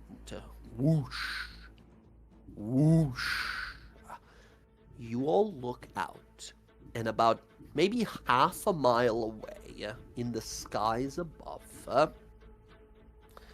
is a dragon the size of a building. You're seeing it from this far, and it's still sizable. It must be more than like 90, 100 foot long. A massive white-scaled monstrosity plowing its way through the skies. As everyone is sitting perfectly quietly looking on out, and you hear someone whisper under their breath, "Holy shit, it's her, Gilladon." And they're just sort of staring out, frozen in fear. You watch as the dragon crests further southward, like directly kind of south on the map here from our token. And then at one point just dives and disappears under the icy waves. The crew remains quiet for another few minutes before you see them kind of looking around, inspecting the area around the ship. The ice floats nearby. And then the captain sort of sighs. "All right, everyone. It's past. Everyone can come on up. We'll be fine. Everyone come on up." And you see these crew start to sort of sit down and look and like, "Oh my god, holy shit. I can't believe we survived that." You see the captain kind of look to you guys, says, "Sorry for concern, everyone. A bit of a scare. That's one of the scary monsters around here. One of the nastiest ones. Big nasty tyrant of the sky and the ice below. We see it every once in a while, every few months. We spot it flying about, and it's every time just as horrifying. So thank you for keeping quiet and keeping us all alive." Leo kind of just raises her hand up in the crowd. Yes, miss? Excuse me, Captain, but what was that?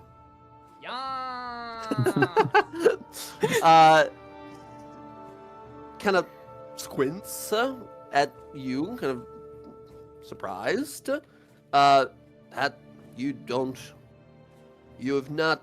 I suppose you're not from around here, are you? From the Graying Wildlands. Everyone has heard of Geladon, huh? Geladon, the Ice Death. Geladon, the Breath of the Blizzard. Many names that it goes by. An ancient white dragon that's hunted both people and monsters of the Wildlands and Islecross for hundreds of years. It is the single-handedly most dangerous thing around here. You really mean to tell me you've never heard of it, sir? No, this is my first time. Well, hopefully it's your last as well, friend. It's a monster of titanic proportions that has grown more and more cunning and violent as the centuries went by. It's rumored that it lives somewhere out here, either in one of these ruins of this Aor, fallen city, or perhaps somewhere along the Flotket Alps, back in the Graying Wildlands. It's got a hefty bounty placed on it by the elves and the diarchy of Uthadern. And you see them bring out one of those. She kind of points over to one of the sailors who pulls out a little wanted poster, and you guys see there written Geladon the Ice Death, wanted slain, proof of death returned to the glass blades of Uthadern will yield a reward of 150,000 gold pieces.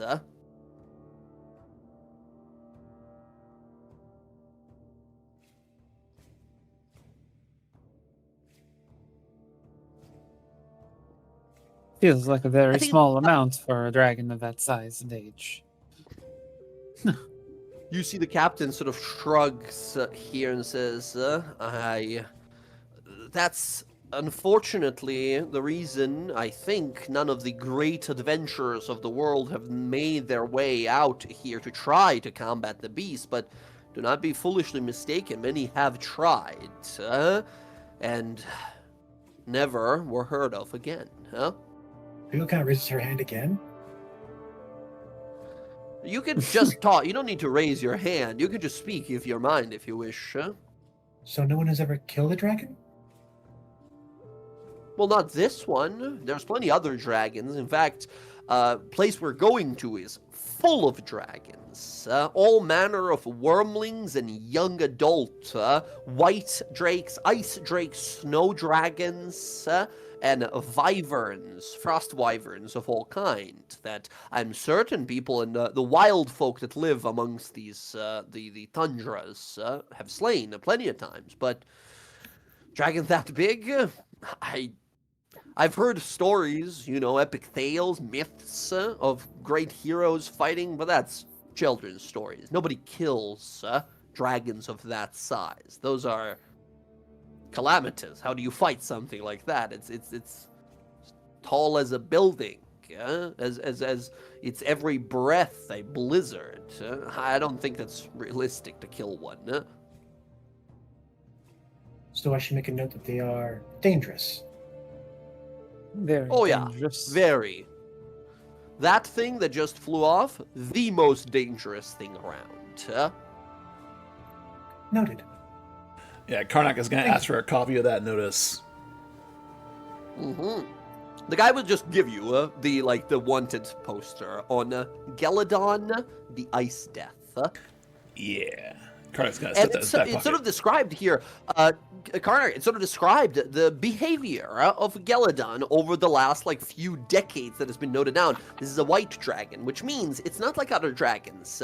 It is not cunning or deceptive. It's Karnak, I think you're like, this this dragon is kind of like me. Straight to the point, violent, aggressive, get to the fight immediately. No trickery, no bullshit. It's just a hunter and a wild animal. Right? As you look at it, and I think maybe, I don't know, if Karnak would see it's like, I respect that kind of mindset, or is he like, this will be my prey eventually? It's he respects it for what it is. He knows out here survival is survival of the fittest. But that's head will be his prize. Mm-hmm. That, my friends, is Geladon the Ice Death.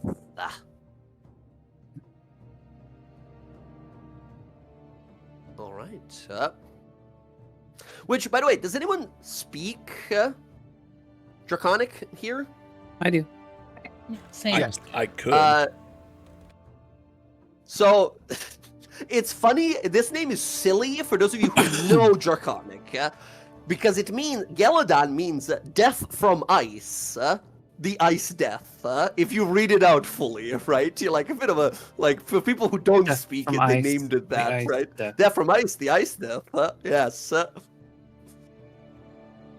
It's That's an Geladon. Mario. That's an unfortunate name. Excellent. After that, smooth sailing once more. And on that 9th day, early in the morning, you guys all, you feel the temperature steadily dropping since you've left Palebank Village, yet it seems to grow colder still as you begin to step off the ramp of the Remoraz onto the island of Foreign. The windy snow, you can see fur-lined tents and yurts arranged in a large camp up ahead. The campfires are whipped by snow and wind, with dwarves and elves huddled close to the flames. A voice. Don't worry, it'll cool down here eventually. A joking voice bellows over the snow as a female dwarf with shaggy mane of unkept hair bows to you all. Morgo Delwer, at your service. Welcome to Iselcross, gesturing behind her. Kalis, for whatever reason, something feels familiar about this person. As all of you begin to step off the ramp here into the Cyrinlia, let's take a little 5-minute break as we arrive onto Iselcross, friends. What'd you say their name was? I'll type that out. Again, these are fantasy elf and dwarf names, which are like the hardest names to pronounce, but I got you, don't worry. This would be, her name is Morgo Delwara.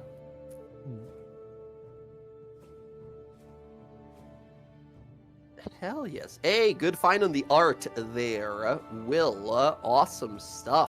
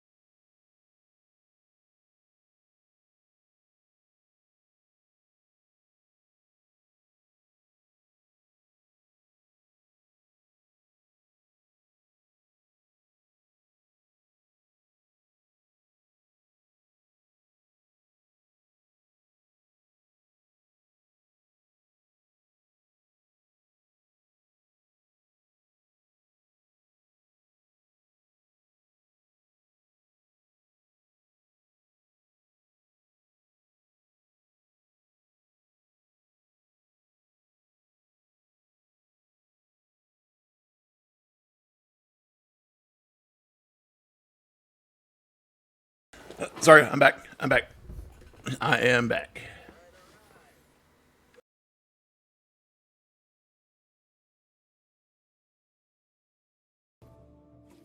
I don't know about you guys, but my like halftime ritual is usually getting like a thing of tea or some sort of a drink or some usually snacks. I need something to feed the engine, and peanuts I've found real nice for me. I don't know, something about salty baked peanuts just hits that snack spot for me.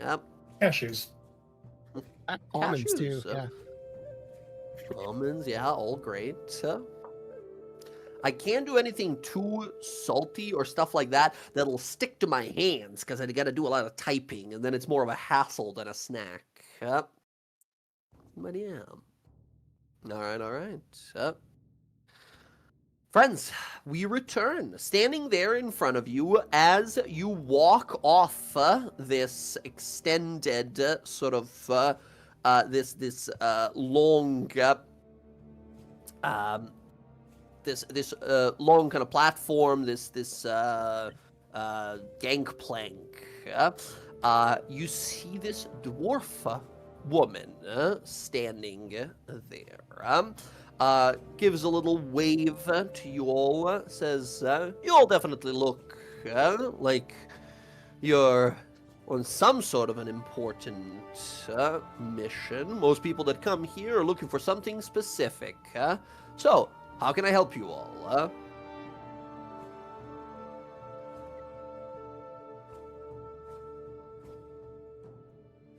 Well, we are looking for a dwarf by the name of Ovo Mustav. Oh, really? Yes, I definitely know the individual in question, the adventurer, right? Indeed. Correct. Orvo, yeah. I can take you to their hut if you want. Do you have your own huts, or do you need a place to stay while here? We have some empty ones. We would need a place to stay. Incredible. I have a place if you want me to set you up first before I show you where Orvo lives. If we could talk to her first, I think would be better. That works just as fine. Please come this way. As she starts walking along. Small place here. A handful of these campfires just burn, and you see these elves and dwarves kind of turn and look at you all and give you a little nod of kind of welcome, brief kind of gesture of welcome. As Morvo kind of leads you over. You guys see another campfire that burns in front of a small tent whose flaps are currently open. Inside the tent sits a young dwarf whose face is scarred as though scratched by a large claw. A short sword is casually laid on his lap as he warms his outstretched hands there. You see, Morgo calls out and says, "Orvo, you've got some visitors, it seems. Old friends, maybe?" And you see the dwarf kind of look on out, kind of fuzzy brown beard, few links in it, hops off his little bed and steps on out and kind of looks at you and says, "Hello, do I know you folk?" No, but we have a mutual friend, one that you've gone to the ruins of Aor with. We do, Yes, a dwarven adventurer. Ergon. Oh, Yep. you know Urgon, huh? How is the old bastard? He's dead. Dead. You see his face drops immediately as he looks on up and says, "What? What? How? Aaron Cleo, no chill. Just he's dead. Yeah. How? What? When? How? He contracted frigid woe. Oh, gods. Oh, that's terrible. I can't believe it. Oh, the poor lad. We need to know. Sorry, just... And you seem like tearing up a little bit, like, he was a very good friend. I can't believe it. Oh. He must have been a wonderful person. But Oh no, he was a bastard and a rascal, but I loved him nonetheless. right. I can't believe it. What's a bastard? Frigid woe, you said. Mhm. A good friend, huh? Really. So I look out. So, Air, are you a bastard to me? Yeah. Well, Storm is like crying in the background. As you're like, Okay. inquiry. no, I'm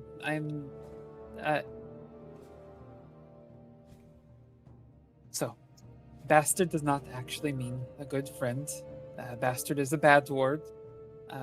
You and I, we are friends. I can promise you that. To give her like what it actually means too, you know? Bastard means that you were born out of wedlock, that your father probably had relations with a woman and you were born outside of your parents being married. And or you are just a terrible person. There's more of this ugly crying right next to you as you're giving this explanation. We can talk about that later. Orvo, we need to know where you and he last went. We are looking to find a way to cure the frigid woe. Cure the frigid. Whoa, what? And he looks up and sees some of the lines on your faces. Says, "Oh gods, you've caught it too, huh?" I'm so sorry. I just didn't know. He was a good friend and a rival and a partner to me for a long time. It is sad to hear of his passing, but right, if it helps you in any way, and if you knew him in some way, I'm more than happy to help you with what I know, although I don't know if it's much. Yeah, me and Ergon, we were adventurers together. We shared many campfires together out in the wilds of Eiselcross here, exploring all manner of ruins out there.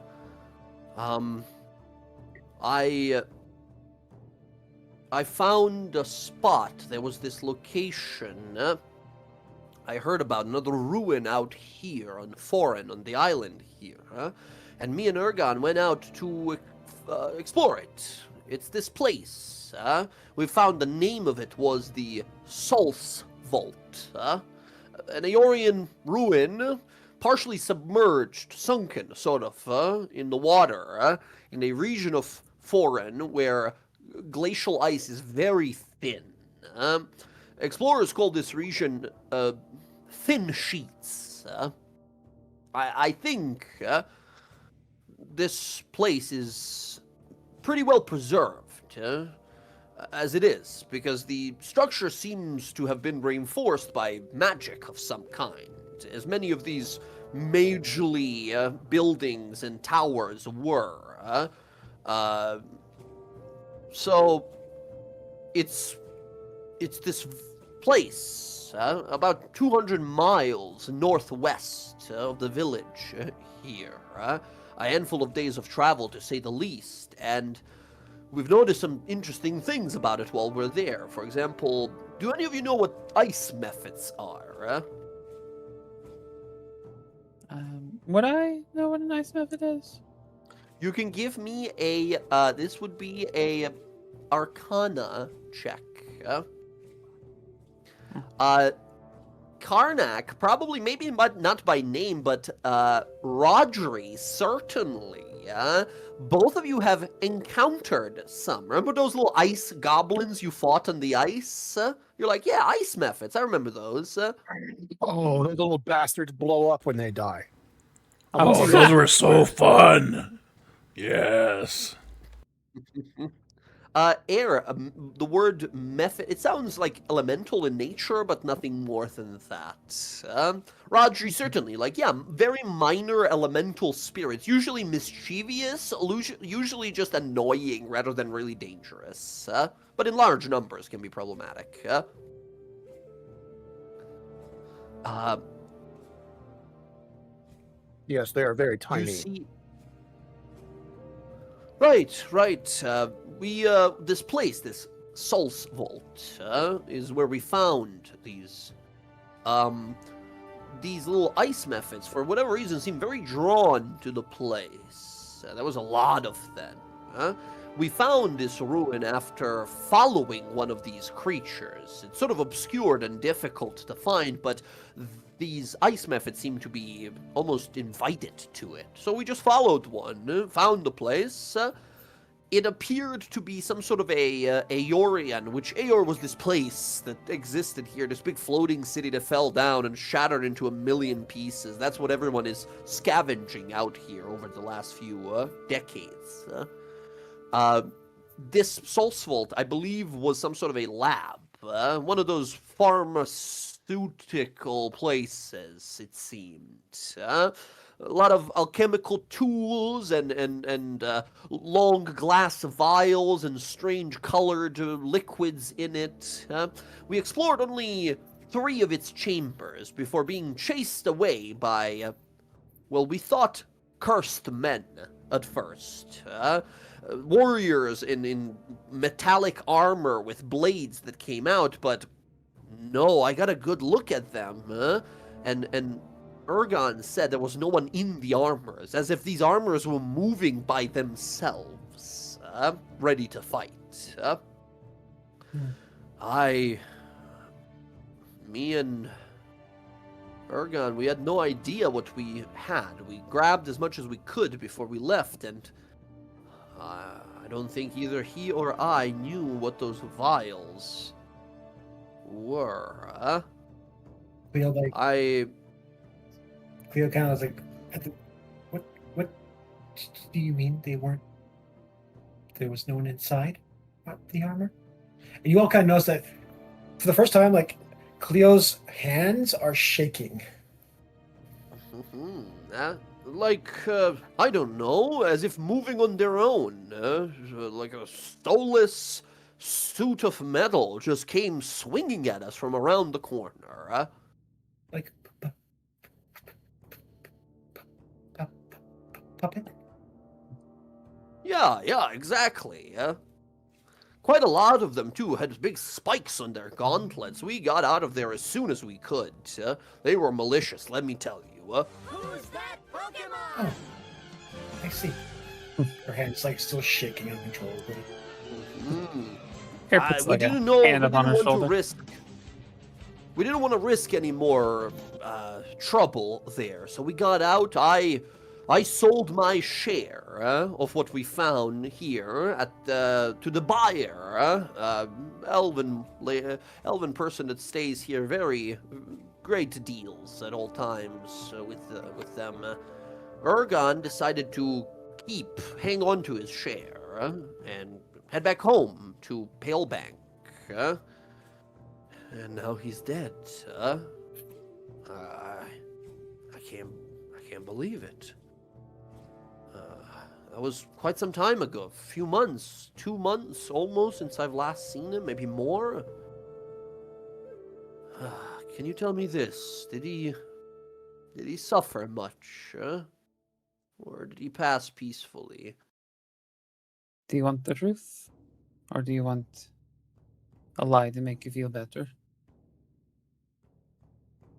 I think that's a answer enough. Thank you for your candidness. Horrible thing, this blue disease. I don't know if you'll be able to find anything useful, but like I said, 200 miles northwest. I don't have it jotted down on a map or anything like that. You're gonna have to find one of these methods and follow them around or convince them to take you there. They seem capable of speech, although they are mocking and annoying mostly. Oh, I can do that. I can get him to take us there. Good. Oh, Orgon. And you see a sort of sad look on his face. I think if we have anyone proficient in insight here in the party. Yeah. Karnak is actually yeah, in. you can Yeah. tell. You can definitely I am tell as well. that. Okay, we got a few of us. Orvo and Ergon, the way he's reacting here, it seems the two of them might have been much more than just like friends, right? Probably romantic partners of some sort, and he seems like deeply sort of grief-stricken about it. Right. Well, if there's anything else I can help with, answers at least, let me know. Otherwise, I would appreciate some time by myself. He goes to sort of return to his tent. If you could tell us in the morning when we set out, Right. anything you remember, a bit more details when you've had time to work through your feelings. I'll give it a good think, but it's been some time now. I'll let you know if I remember anything else. The entrance to the place, is it a cave or like a big door? No, it's a big building. It's kind of on a slope. It seems to have mostly sunken into the water, but it doesn't seem destroyed. The water is frigid and cold. Don't even think of touching it. But it does have a big door. That's how we went in, at least. But pretty quickly, these puppets attacked us.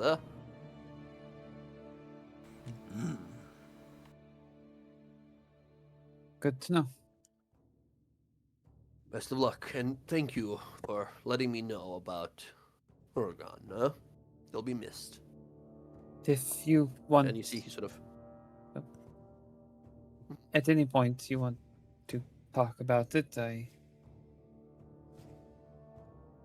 help people with their feelings in regards to death and what it means for their passage into the afterlife. kind of looks over. Do you show your holy symbol? Yeah, so it's kind of just sitting there like out in the open like that. Weird Yeah, kind of yeah, like he palish sort of purple looks chain over. with the emblem on it. He sort of looks up, says, one of matron's priests. I appreciate the kind words, but I think I just need to process this like an adult. I'll be fine eventually. Excuse me, I need to tend to something in my tent. And you see him kind of wiping some tears, head back into his tent, and close the flap. Air is going to take the big silvered maul that she has, Mhm. and Yeah. she's going to unsling it and just slip her hand inside the flap and just sit it down by the door.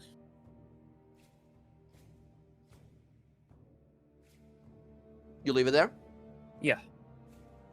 Awesome. Yeah, excellent.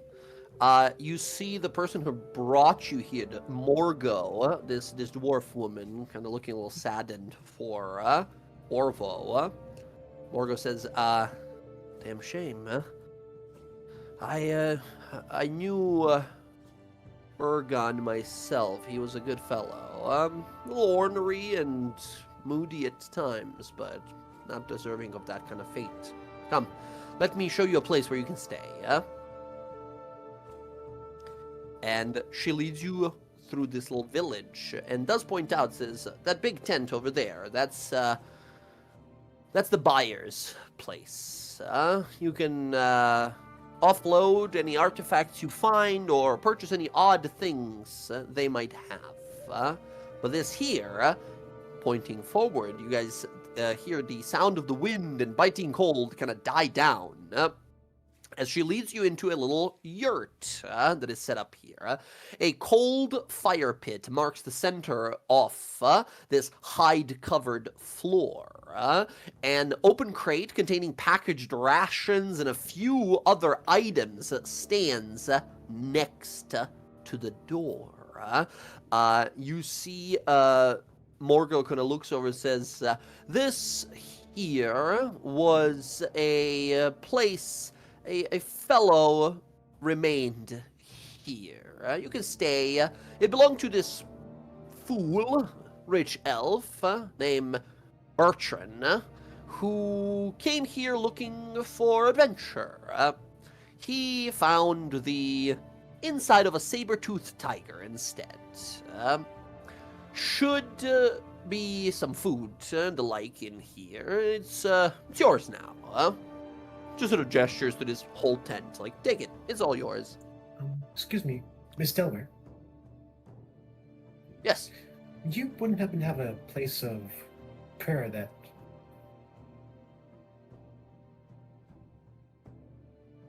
A place of prayer here, like a temple. Temple, some place of a quiet structure?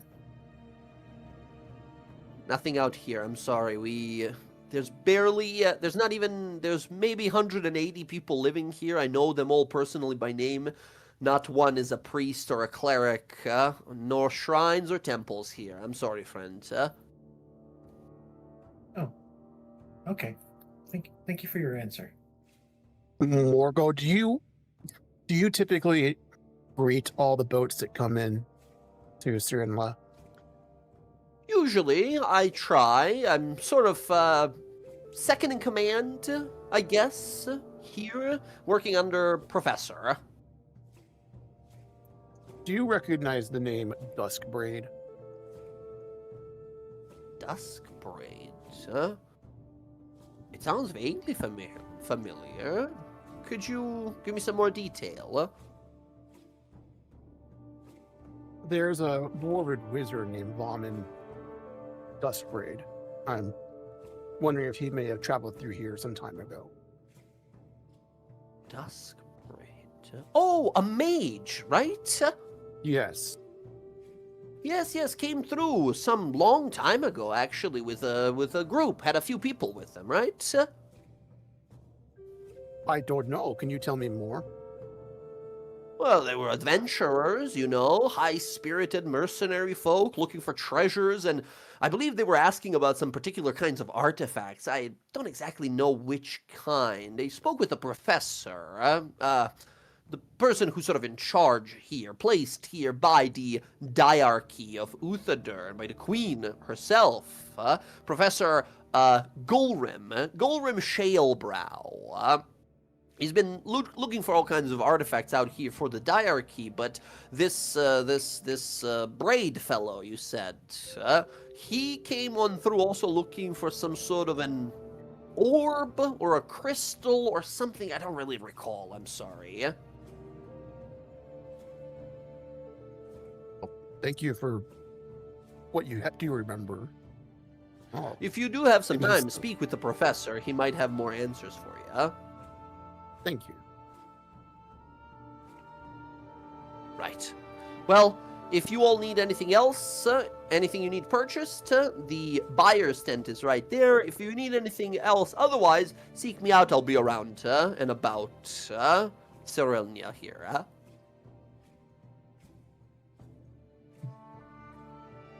Very good. Thank you. Gives a little salute and a smile, and walks off. Kalis, they kind of glance at you for a moment and kind of squint, and you see them kind of realize something and like, smile and keep walking. Do they like? Does it ring any bells for me or like? Not one. Not one. Okay, you said they look familiar, but like not. Yeah. Not looked, felt. Felt interesting. Yeah. That's weird. Okay. That is weird. That's very weird. But you see that she looks at you like, and just kind of walks off. Okay. So, Cleo, do you not like little puppets? I can't explain it, but for some reason, whenever I see or someone describes things that are puppets, I get the shakes.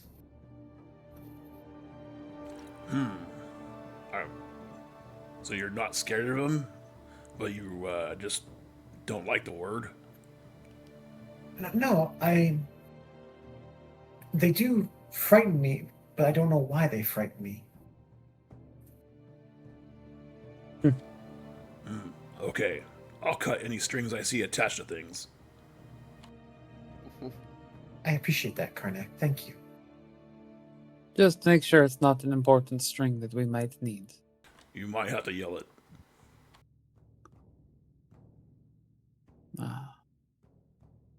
Simple. Rodri, Yes. you seem pretty interested in this person that talked with Professor Gulgrim. Are they someone important to you? Yes. Person who trained me, or at least gave me an introduction into magic. He's been missing for a while, and I knew he traveled around and I'm trying to find him if the situation avails itself. I'm excited to hear he came through. Perhaps he's still in ISO class. Oh, you had a mentor too? Every good student does. That's very true. I have one. What if too. you were a bad student? Then you didn't have one. Or a poor mentor.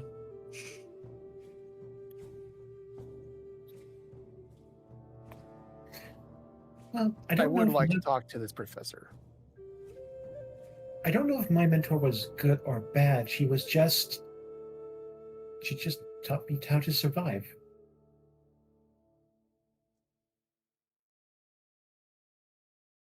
That, I would say, is a sign of a very good teacher. Is it also a good sign when they just disappear? Oh, yours too, then.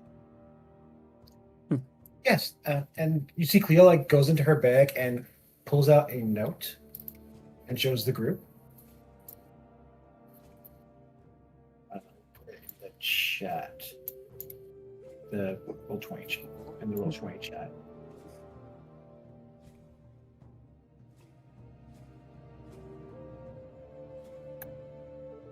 Oh, whoops. Apologies. It did not want to. Didn't put the whole thing in there. There we go.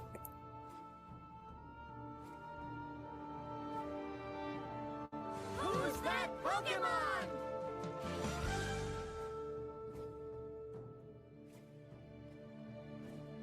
Well, it would seem that she has given you a lesson to discover who you are. Well, I wanted to ask Raji because she looked like him. She was a Goliath. Yes.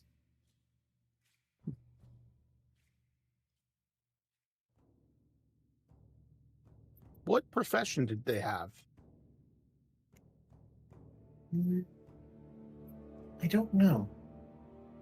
She might have been a hunter. She was living alone in a cabin on the crystal tundra.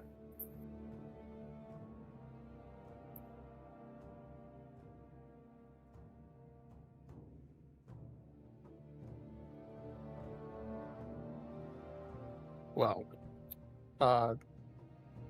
your note says that he doesn't want you to find her, but it's up to you. I mean, if I find her one day, I'll be happy, but she said she wants me to figure out who I am on my own. And I should respect what she's asking me. Right?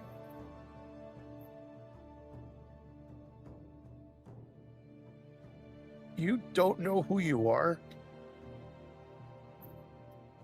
Yes.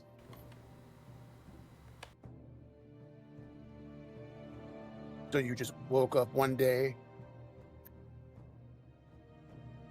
Kinda.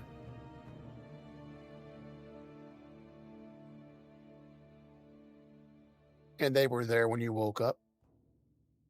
Oh, they found me. Oh, sorry, she found me.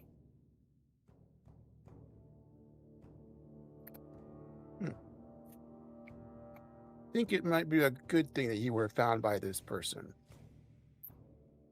I think so too. Otherwise, I would have an axe in my head.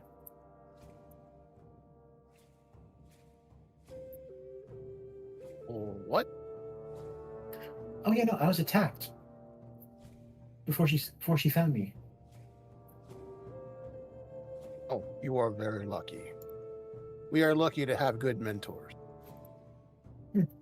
If I remember right, I think it was an orc that attacked me.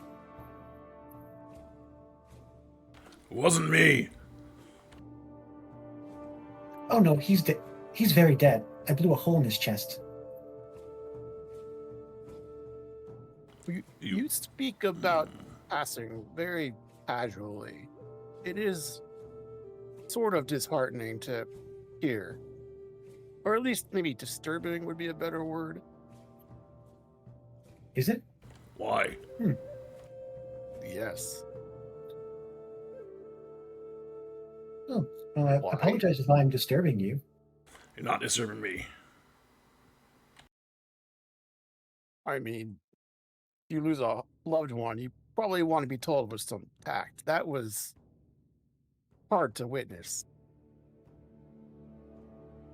Sorry, I'm confused. I think he's talking to me. I think, right? To both of you, actually. Ah, Yes. death is what it is. It's part of life, and it's a simple truth of things. So are emotions and taste. They are, but what good does it do someone to be lied to about the way that somebody went?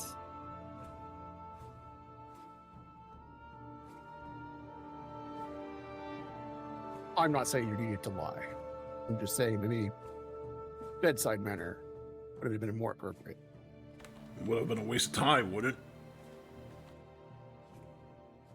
There's not much to bother with from a bedside perspective. Your body is your body. What matters is what is inside of it, and what you do with it between now and the time that you are set to die. That is what matters. We're not talking about the dead. We're talking about the one still living.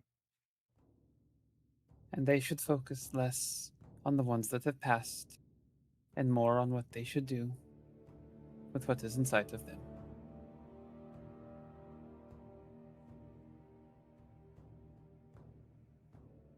Roger just kind of shrugs. Like, Have I made things awkward? No. no. Okay, I just can't tell sometimes if I'm making people awkward or if I'm just being curious. Be curious, there's nothing wrong with it.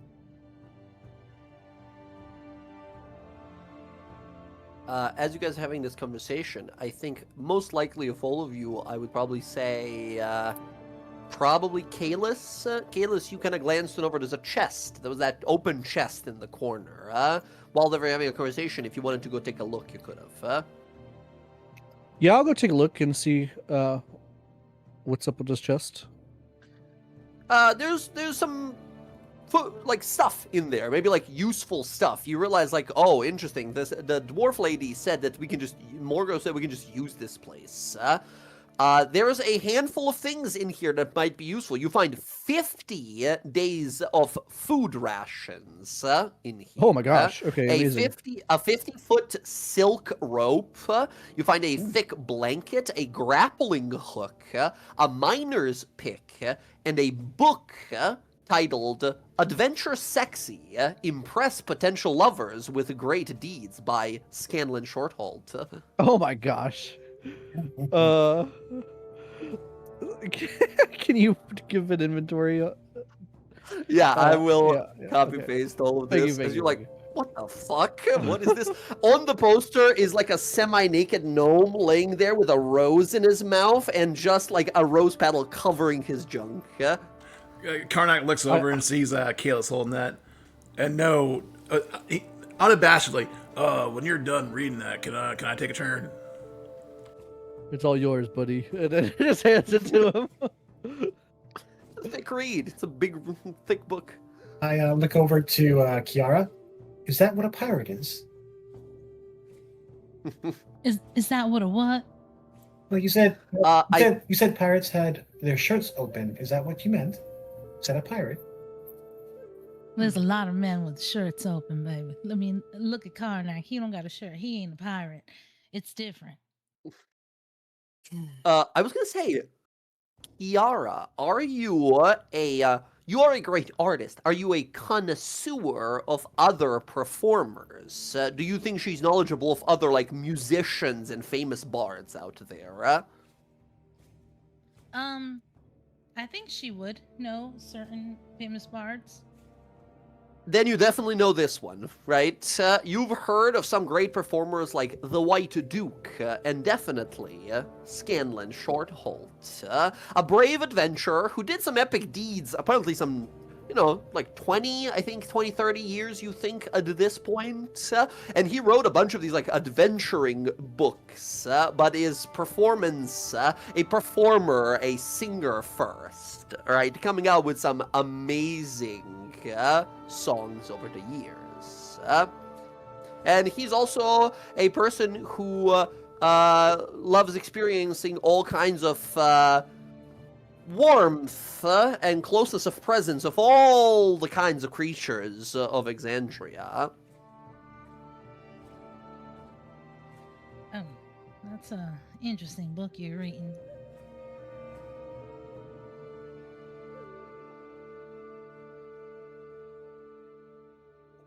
It's a bard's book.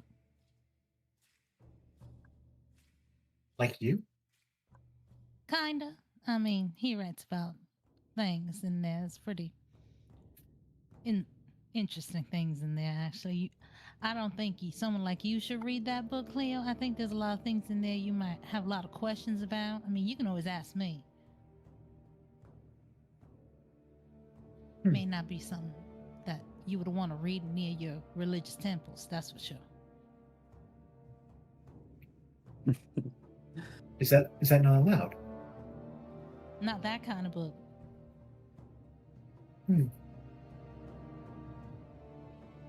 Ooh. I see. People truly I would are say it make you strange. blush, but I don't think you really understand some of the things in there, so it probably won't make you blush. Just you have a lot of questions. What's blushing? When, like, somebody says something to you that makes your cheeks go a little red because you get a little warm from excitement. I've not experienced this. No one's ever made you blush before. Not that I can remember. It's like someone that you're interested in or someone that you find interesting says something to you that makes you get all warm. No, I haven't felt like that.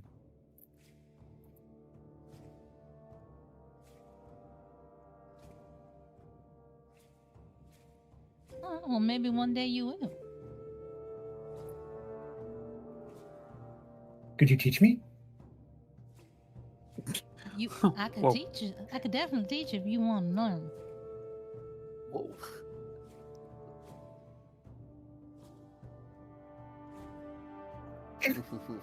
If the moment comes up, I would appreciate it.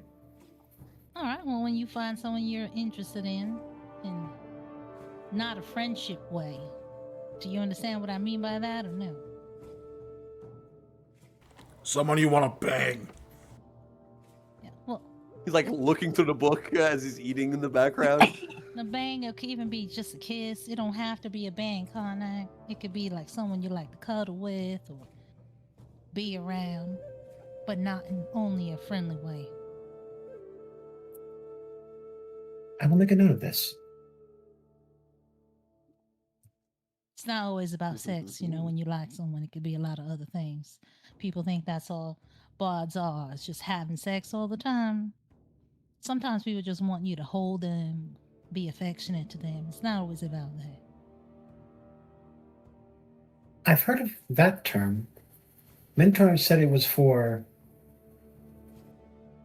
spawning smaller people. Yes, but sometimes it could just be for a lot of fun. This is a conversation that I didn't think that I would be in the middle of. You don't gotta be in the middle of it. You can go if you want. I know I'm being extra. And she'll go up to Cleo. You got any questions about stuff that you want people to answer? I'll answer it for you, alright? There's no judgment. Thank you, Kiara. And if you ever feel uncomfortable, you always tell the person that you don't want to keep doing things. It's alright if you originally wanted to do things and then you change your mind. So, and if they give you a hard time, you let us know. Yeah. Thank you.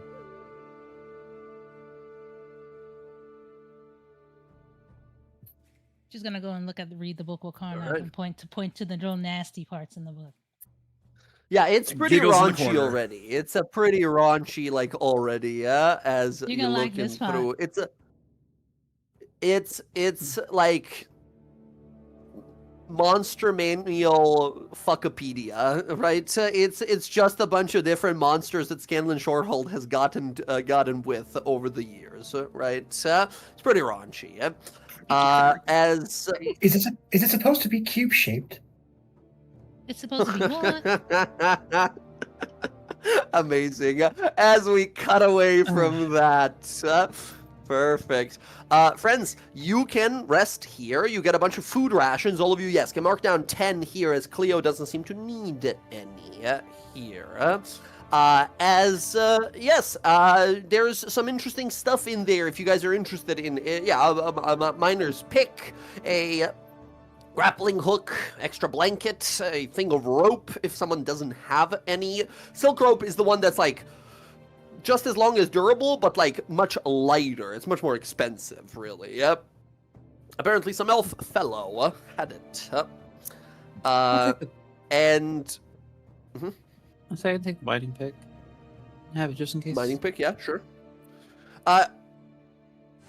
Air, Jess, you can add a war pick to your inventory. This functions just as a mining pick, but it also functions as a war pick weapon.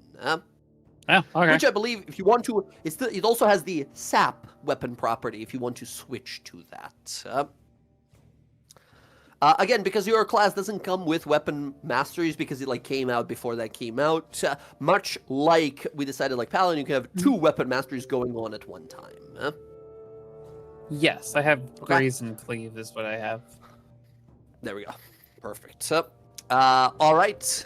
Excellent.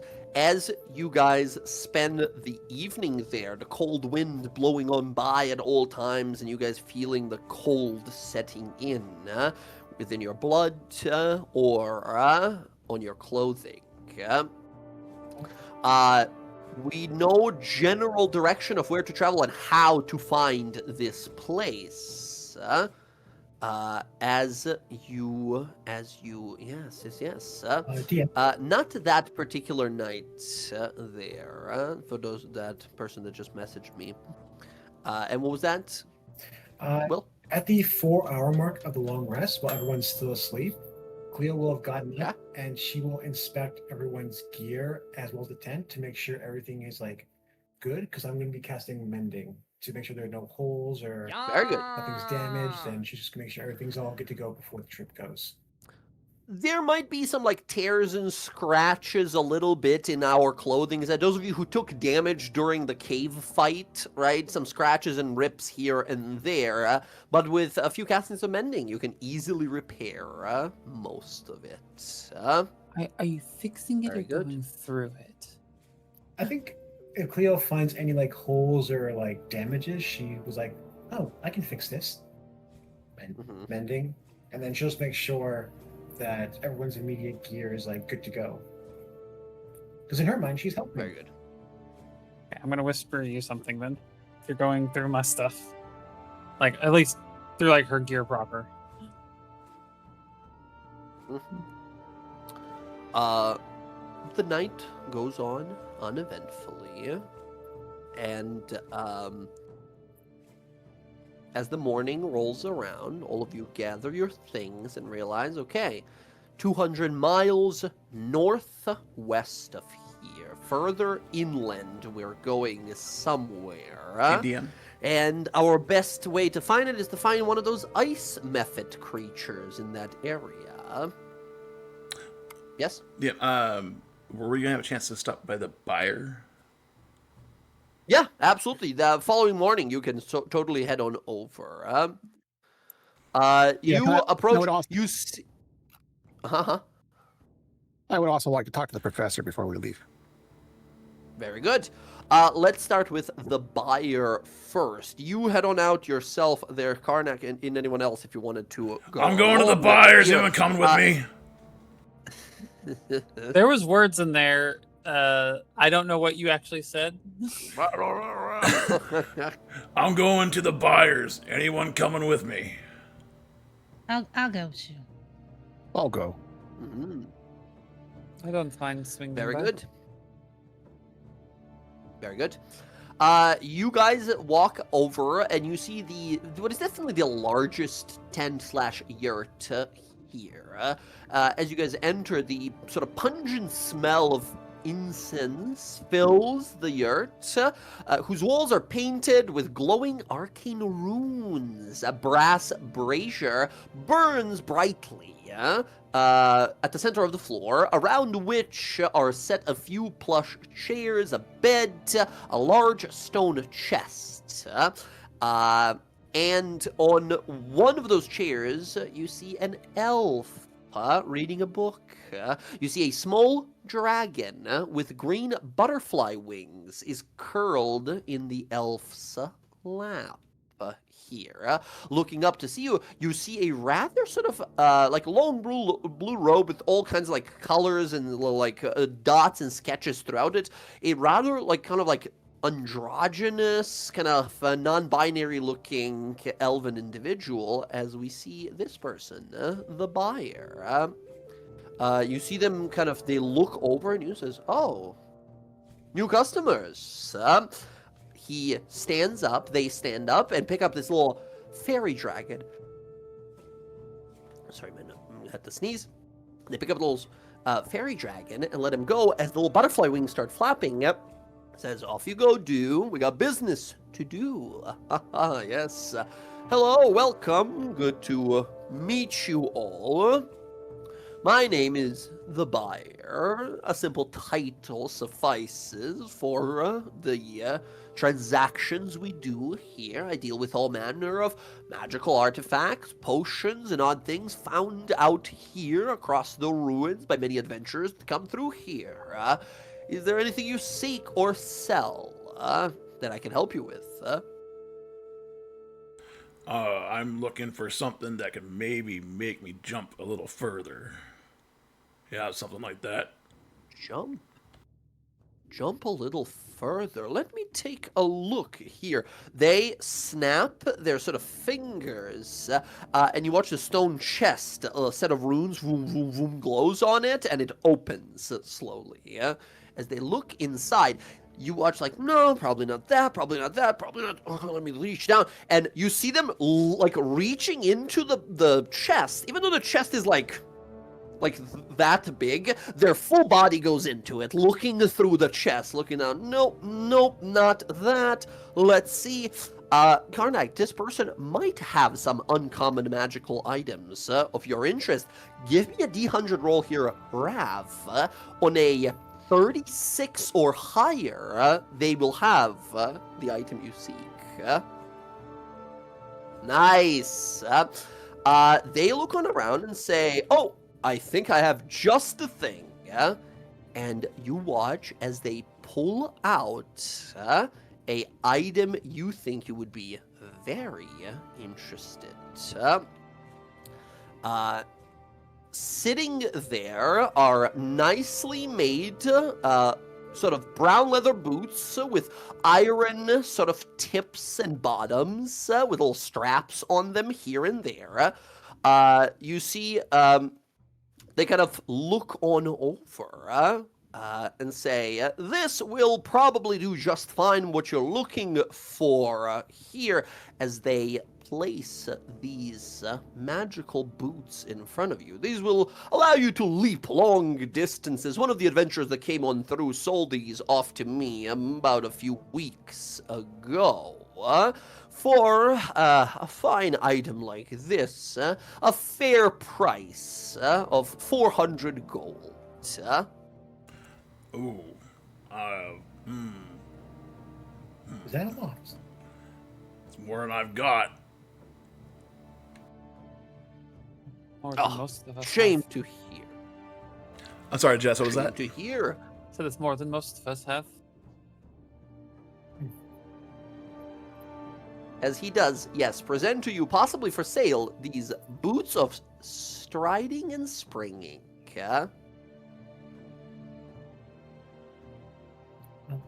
Well, these will be here with me for some time, and if you're staying in the village for some time, I'm certain we can come to some sort of an arrangement. I always do buy any magical items or artifacts found out here across Foreign and its many other islands surrounding.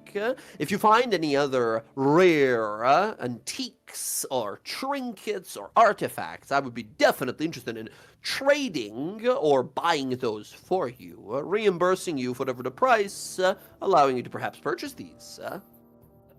Excuse me, Mr. Buyer. Yes, my goodness, so tall, imposing, and such a strange mark on your face. Thank you. Do you have any history books? History books, yes, plenty. Many of them are sort of gathered from across the island's ruins here.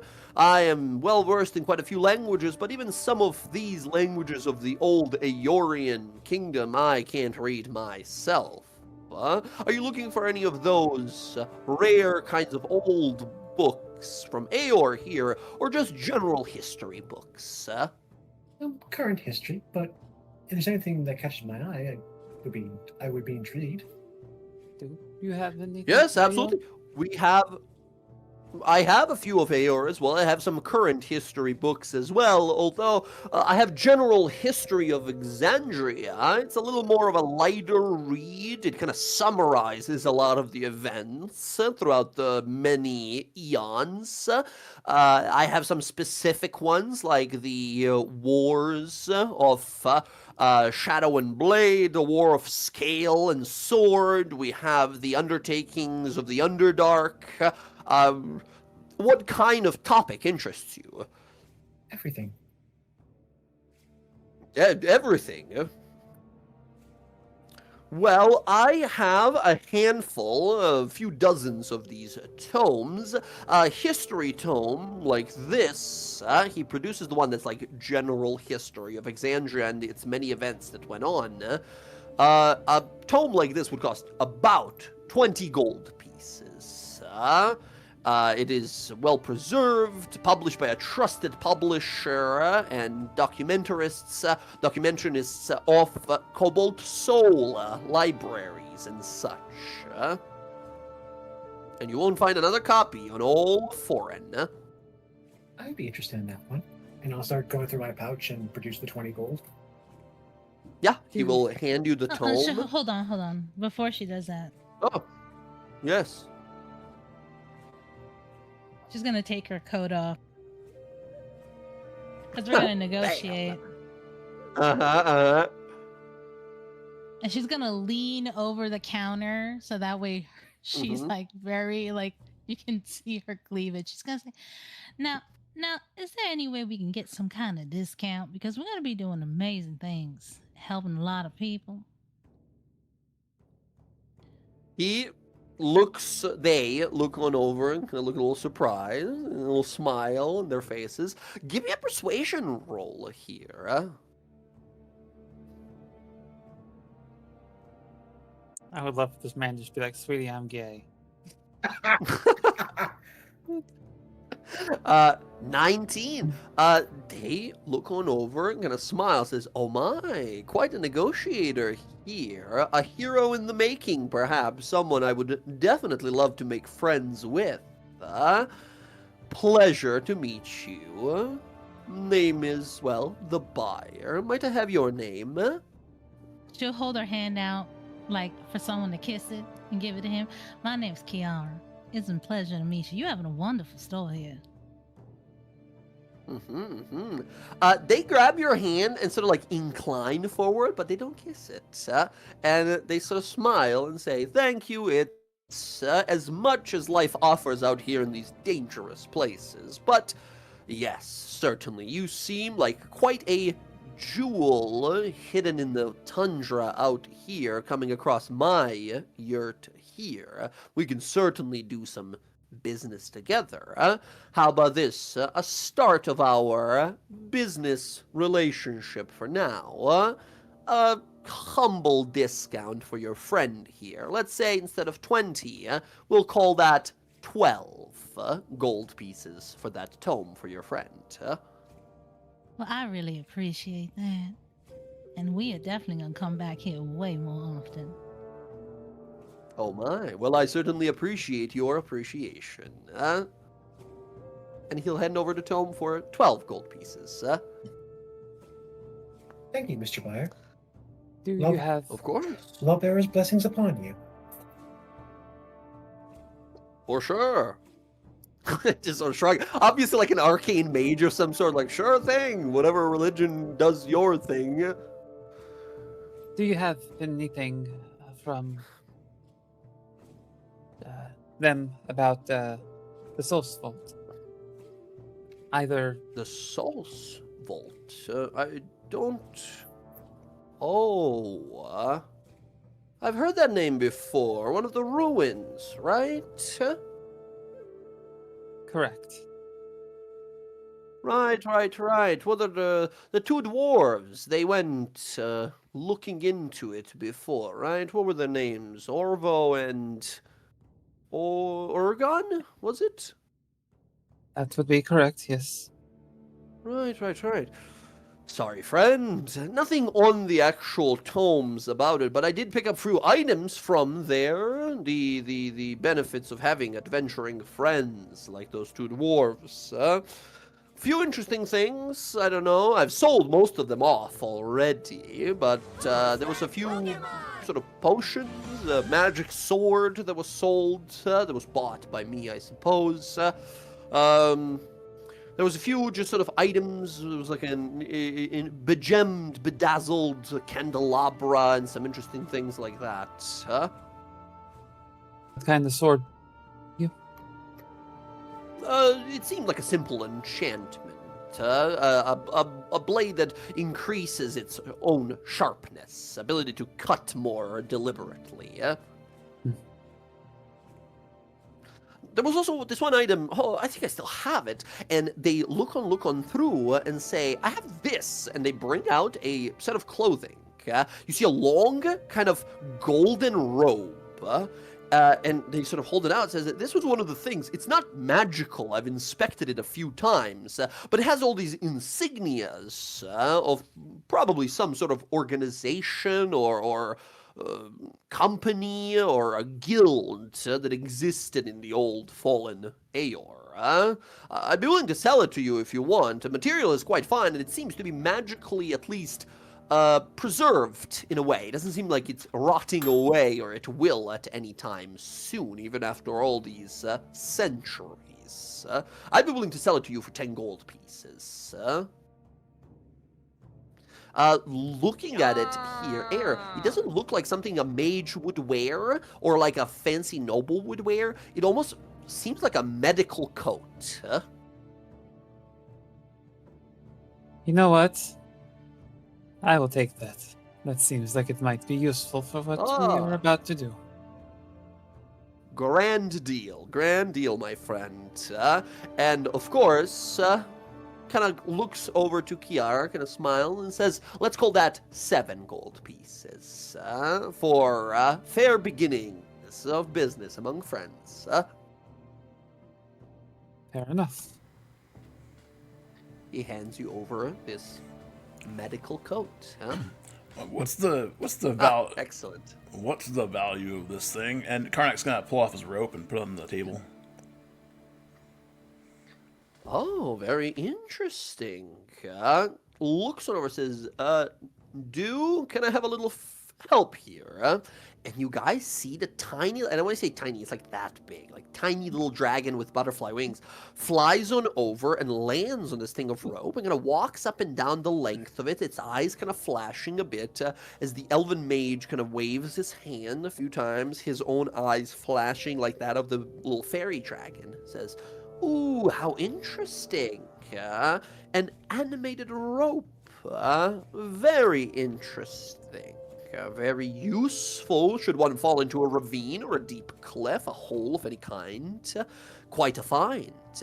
I think plenty of folk adventuring out here should definitely have something like this, a lifesaver to be certain. I'd be willing to buy it if you're interested in selling it. I myself would purchase it for, let's say, 200 gold pieces. Friendly discount / bonus included. How about trade? Rope for boots plus some gold. Karnak, give me a persuasion roll.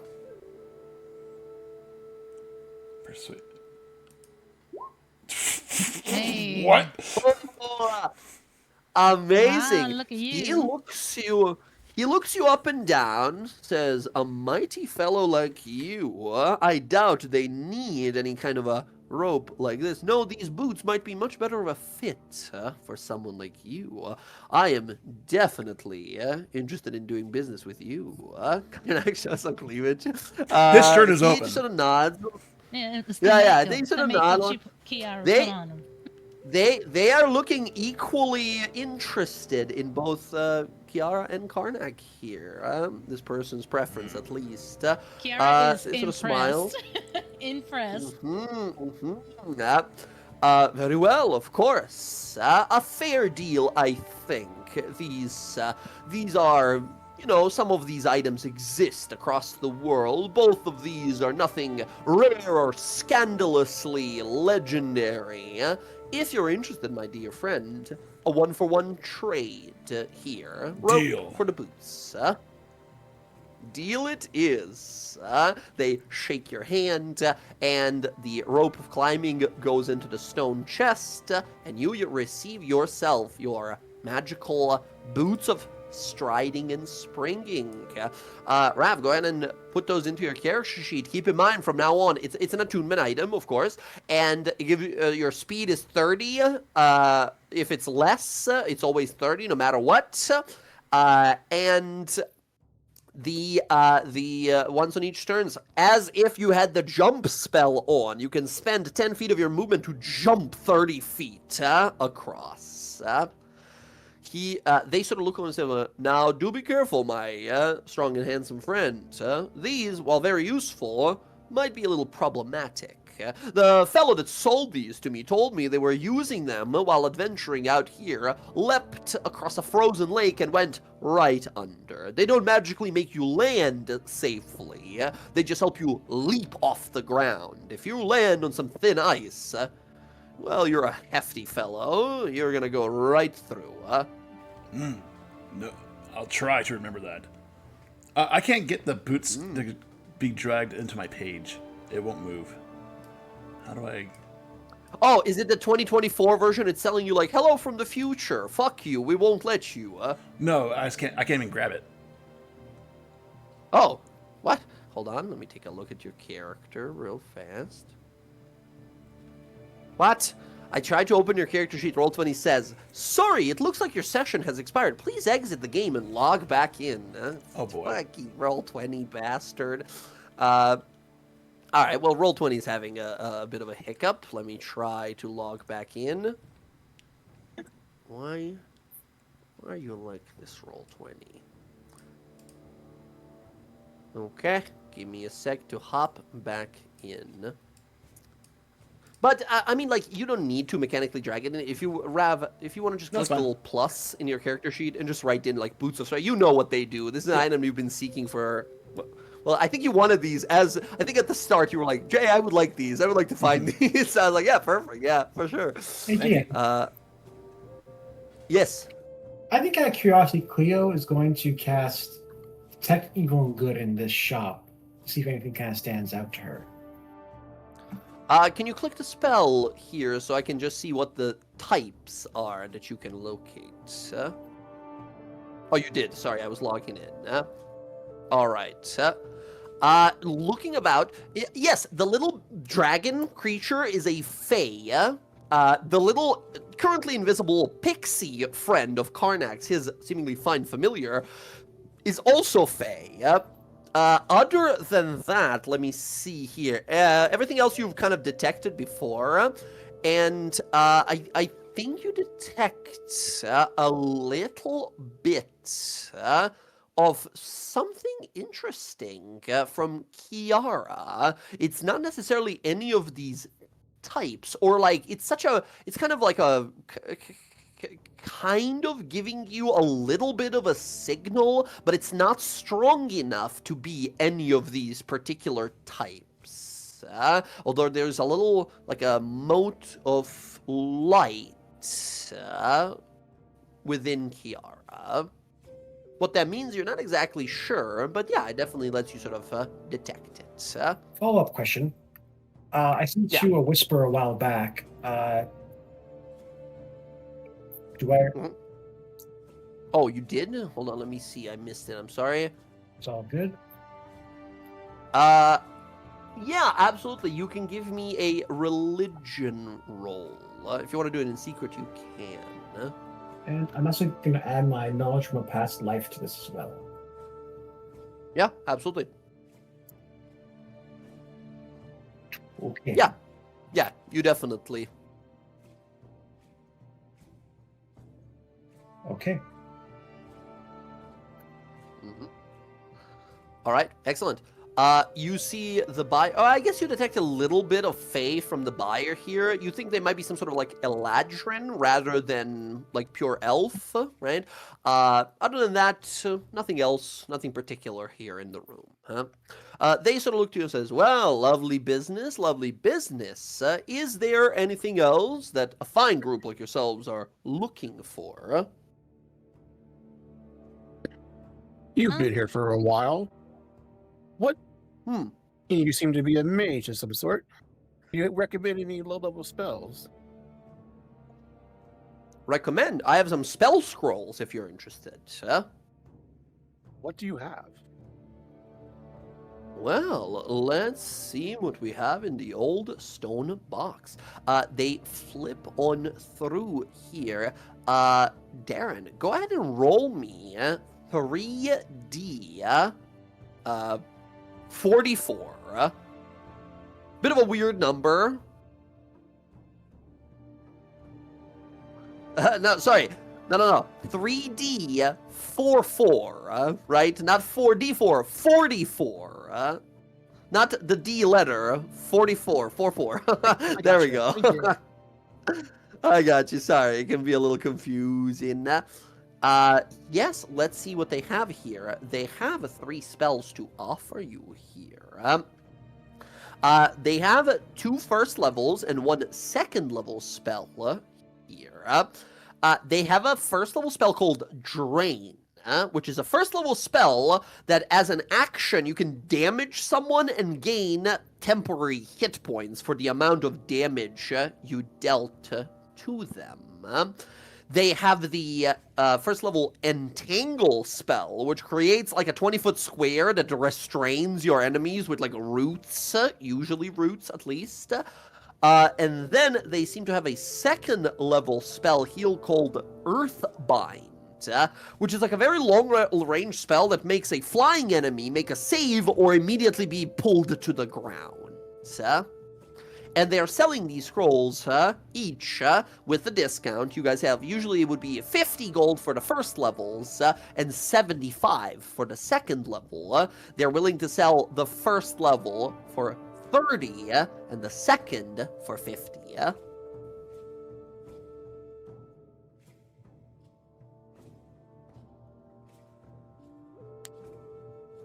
Are you interested in any of those? Yeah. I'm trying to figure out. I had scribed it into my scroll. It's also going to take some gold. I'm trying to figure out what's going on. You know what? I'll worry about that later. Rodri pulls out 2 bottles of fine dwarven whiskey Uh-huh. and tries to trade them for the Earthbite scroll. Ooh. Remind me how expensive are these? How much do these cost? They were 25 each. 25 each. 50 gold. Give me a persuasion roll. They're definitely interested here, but they might even give you a better deal. A 6 here.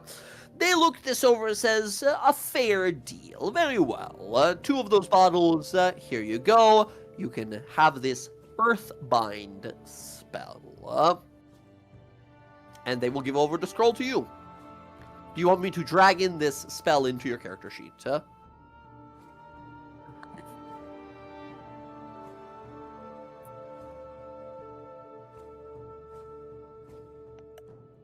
Darren? Would you like me to drag this in? Or you got it? I was muted. I had the scroll in my inventory. I think I have to actually write it into my spellbook, and that costs more gold than I have at the moment. Gotcha. All right, very well. Very good. So there we go. That's what they have for you here. You also have excellent. a sling and some bullets. Sling, like a weapon. Yes. Let's take a look. I do have a common sling here if you're interested. I have a few of them, and they're nothing special, I'm afraid. Just simple. Simple made of these people that come on through here. 1 silver will be a sling, a finely made sling here. And for a bullet, it'd be about 2 copper for a bullet here. Well, not even that much. Should be, yeah. A sling bullet costs 0.2 copper. For 1 copper piece, you can get 10 bullets. 5 bullets, my bad. I give him 4 copper, so I had 20 bullets. 20 bullets, and a sling will cost you 1 silver. There you go. Yep. And that as well, you can drag into your character sheet. Would you like me to drag it in, or you want it? I already created them. There we go. Perfect. Speaking of bullets, nice. does this guy have literal bullets? Now that's a bit of an uncommon thing to find out here. You can, Kalis, inquire about it and roll me a D100. Zach, here on a 61 or above, he will have some. They will have some, sorry. Nope. They do not have any actual gun bullets. They've got the brass, but not the bullet. Odd ask, but no, unfortunately, we do not have anything of that sort. Question. I saw you delve into the box for those boots. Seemed to go down quite a bit. I'm curious, do you have anything in there that can help protect people from sicknesses? Sicknesses, I do not believe I have anything against sicknesses or poisons out here. Most of the gear that people have come out here seeking for, something to protect them from magic, or general, like, magical traps and such. I do not have anything for sicknesses, unfortunately. What about just general good health, then? This is me asking for either the Periapt of Health or Amulet of Health. Or... Yeah, absolutely. Give me a D100 roll here. On a 31 or above, they might have the uncommon something, and on a 81 or above, they will have something very rare here. They look on over, says, well, yes, I do have something in here. I do have two items in particular that have sort of come on through. I have a amulet and a periapt of health. These two items are varied in strength of enchantment here. And he presents these two to you. The amulet here will increase your general sort of wealth of body and power of resilience. And the periapt here will protect you from any minor poisonous effects here and there. Mechanically speaking, out of game here. Periapt of Health got changed up. There is no... Periapt of Health used to protect people from, like, diseases and stuff. Doesn't do that anymore. Now it... Let me show you, actually, what it does here. The two items that you asked, and he does have both. Periapt of Health will cost 400 gold. The Amulet of Health is 5,000. Holy shit. Yep. Very useful, very fucking expensive. And then let me get the periapt as well to show you what they do here. The amulet is a rare magic item that... No, that's wrong thing. That's the elixir of health. There's a lot of health items out there. Amulet and periapt. Amulet is the rare one that says you put it on, your attunement becomes 19. Just forever, as long as you wear it, right? It changes your constitution, your health, all of it. Really nice, really strong. The other one, the Periapt of Health, is a little different now. This is what it does now. Uncommon item for 400 gold. It says once per day you can activate it as an action, and it acts as a normal healing potion, right? Rechargeable healing potion. In addition, you have advantage against poison effects to end or to avoid poison effects, which in some ways is better than the old one, honestly. Yeah. But... I do believe I do have both of these items. Again, if you are out of funds but have items to trade instead, magical items, strictly speaking, I would be interested. Well, we were told that you had an interest in something else, but I wonder, and Air is going to she reaches into the bag, she pulls out the wrapped bottle. It's dangerous. The vial? Yeah. She keeps it like wrapped up and everything. Mm-hmm. You might be able to learn Tilt his head. from it to potentially figure out the way to cure what it can cause, potentially, to study. Sure, what it can cause. What are we talking about here? She kind of like, she doesn't want to like necessarily like take like a crazy risk with him and like fully unwrap it, but so like she's gonna pull back enough so that he can see just a little bit of glass and maybe kind of like peek the liquid inside. He sort of narrows his eyes looking at it, and you see his eyes kind of widen and eyebrows kind of go up, and they say, "Oh, you're the people from Palebank, are you not? I received a missive just earlier this week. A hawk arrived, a companion of that old ranger from Palebank. He said that some people might be coming through interested in looking for a cure for frigid woe. That wouldn't happen to be all of you, that would be us, yes. Incredible. That's what that is. Kind of gestures to your face. How intriguing. You must be feeling freezing at all times. Not terribly, Goodness but me. quite a bit. Yes. The old dwarf mentioned that you'd be looking for some sort of a possible cure for it, which seems quite a crazy thing, as no one has found anything like that in many decades that I've been around here. definitely am not interested in the cause, but the cure I would be very intrigued by. I'm not willing to put my health at risk researching it. However, should you find a cure, then these two amulets, we can definitely make some sort of a deal.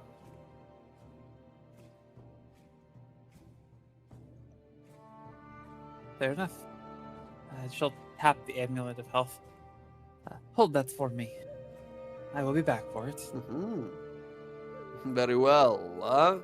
Now, I don't know how much you will have, but this is quite a valuable amulet. I'm certain we can make some sort of a deal, however. Maybe. And she looks to Kiara. Maybe by then we will be heroes. We'll definitely have Maybe to by make then we'll be another. dead. We'll definitely have to make some kind of other arrangements, if you'd be up to it, at least. Oh my, quite a negotiator, are we? I'm sure we can talk. How'd you get that necklace? It's really nice. Well, my friend fucked the shopkeep for me. I mean, it always got to be about sex. I said that before. They snuggle the shopkeep Very for well. me. Yeah, I'll snuggle him up. I'll snuggle him up. If you need anything else, please do come back. Quadri It's- takes a moment and gambles, and he pulls out the bottle of guano and puts it on the table. Bat shit. Interesting.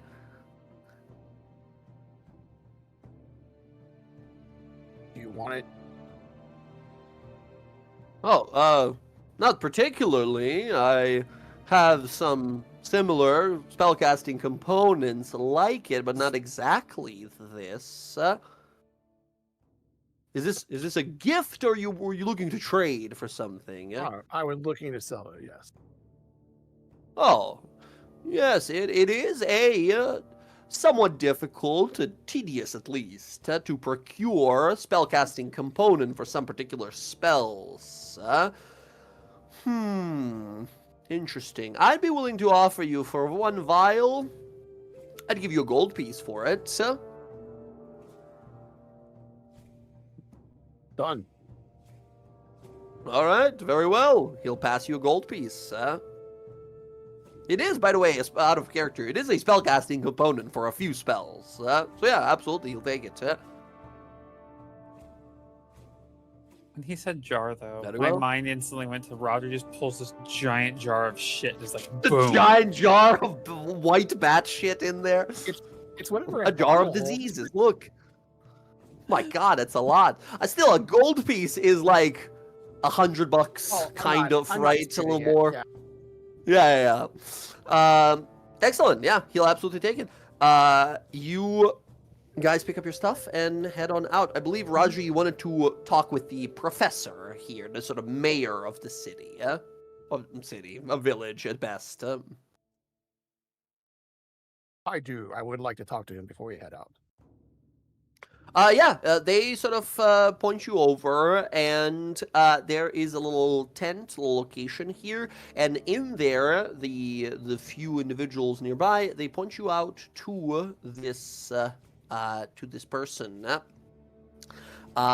Walking on in, you meet a dwarven individual, big kind of crazy poofy hair, massive goggles on, and they're currently messing with some sort of an artifact that's sitting on the table. A large Rubik's Cube looking device with glowing runes across it, as they have some sort of like a long wand / like welding tool that they are like kind of jamming in between the segments of it, and little sparks are flying. And as you walk in, you hear them go, just a little more, and alakazam! As he says that, the room goes white, an explosion, and they just go flying back and hit the wall and land down. The table is blown apart with this like Rubik's Cube device kind of destroyed in the middle. Biscuits and gravy, not again, huh? And they stand up. You see older, kind of ornery-looking dwarf, kind of thin, literally thin for a dwarf, who sort of looks on up. Some of the guards are looking over like, Professor, you all right? And they're like, yes, I'm fine. Just leave me be.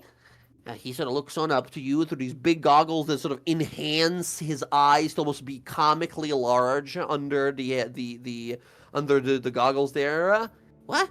Who are you? Oh, my name is Rodri. We are passing through Durinla. I heard you may have spoken to my old mentor. I was wondering if you could give me more information on where he may have gone. Do you know Mentor? Lawman Duskblade? Lawman Duskblade? Braid. Yes. Yes, that's great. Talk to him. Very insightful fellow. Magically skilled, too. I asked him to join one of my expeditions here. His magical talents would have been useful for explorations of some of these ruins. What about him? Do you know where he went? Not exactly. He came on through with a small group, elf woman, some sort of an archer, and 2 humans, I think. They came through looking for something particular. They weren't quite interested in staying. What was it? He was looking for the orb of telepathy, I think. It's a magical device that lets you see things in the world, like a normal scrying orb, but this one in particular is unique. It lets you also speak mentally to anyone who you are sort of scrying on. I pointed him out towards one of the crash sites in here. They went off. They did come back after a few months. Well, maybe not months, maybe weeks, actually.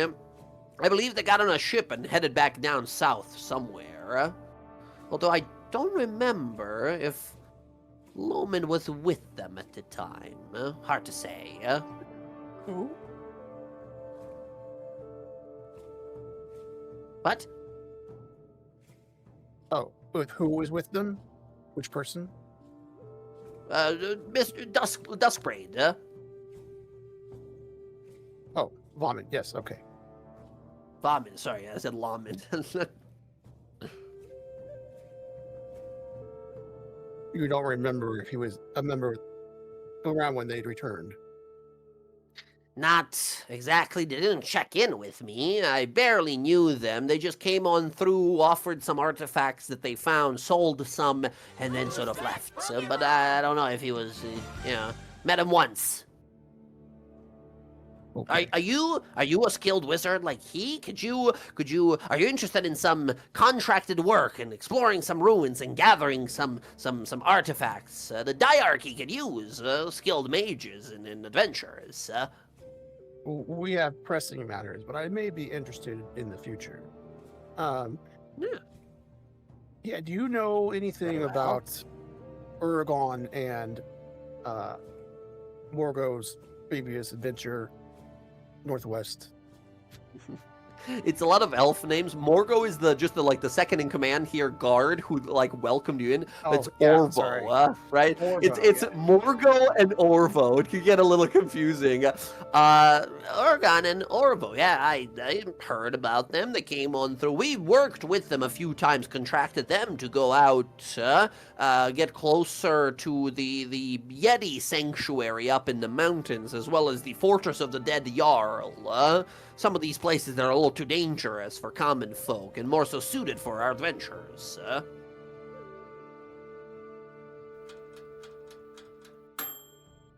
Why? Do you know where those locations were at? Yes, we have a sort of mention. We have them some of our maps around here, I'm certain. Well, they're very dangerous places.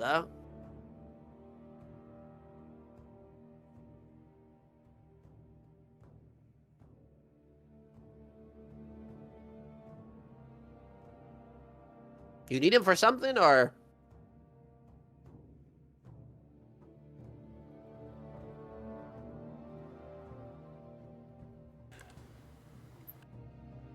No, sorry, I was muted. No, we're heading northwest, and I was wondering if we might run into where they were heading. Also, does Rodri know what a Jarl is? I think so. Especially as a Goliath, you would have heard this. The title of your village's old home's leader would have been Jarl. It's a very giant, specific tradition, naming leaders Jarls.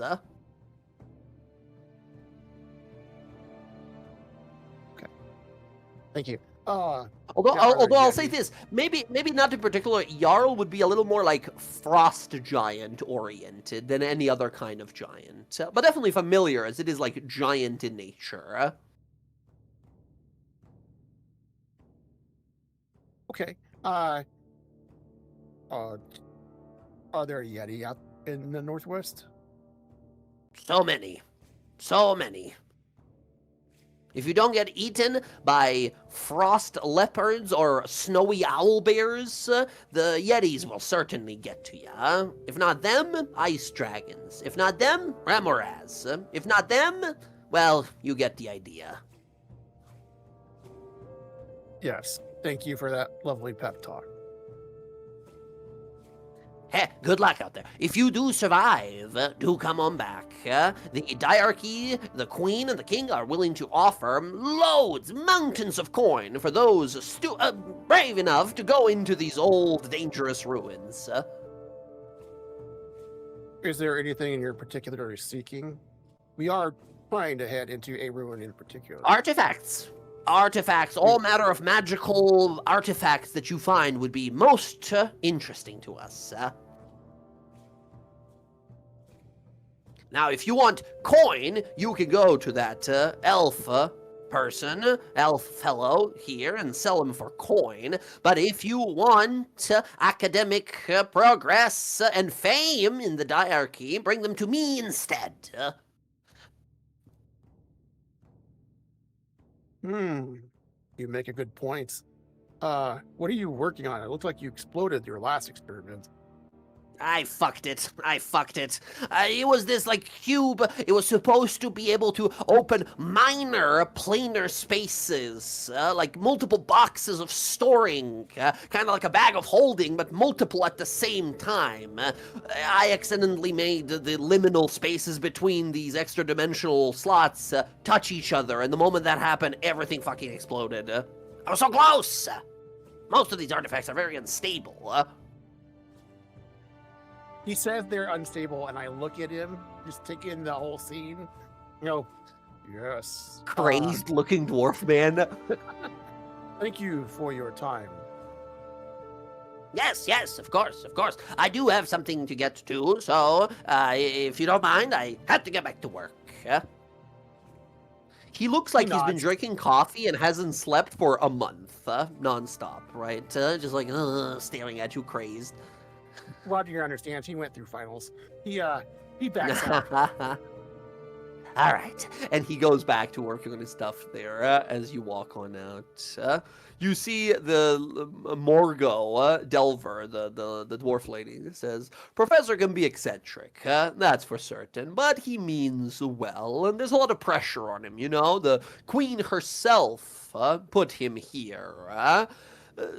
I think he believes as punishment for some sort of failure in the past, but it's a, great opportunity. If we stumble onto some legendary treasure, it'll all be his fame. But so far, no such luck.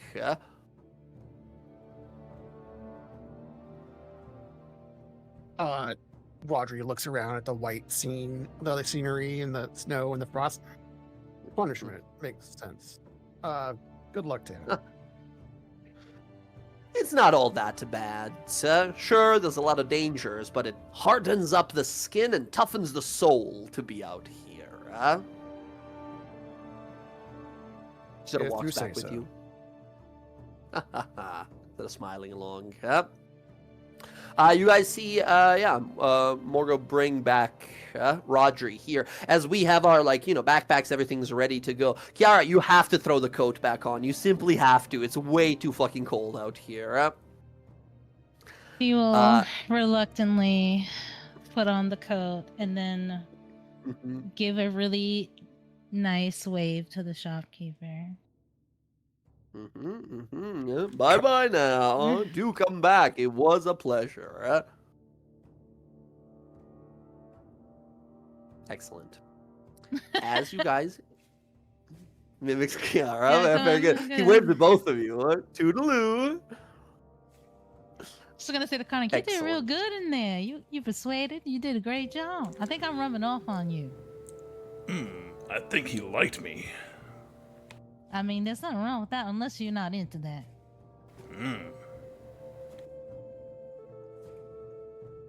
Never knock it till you try it.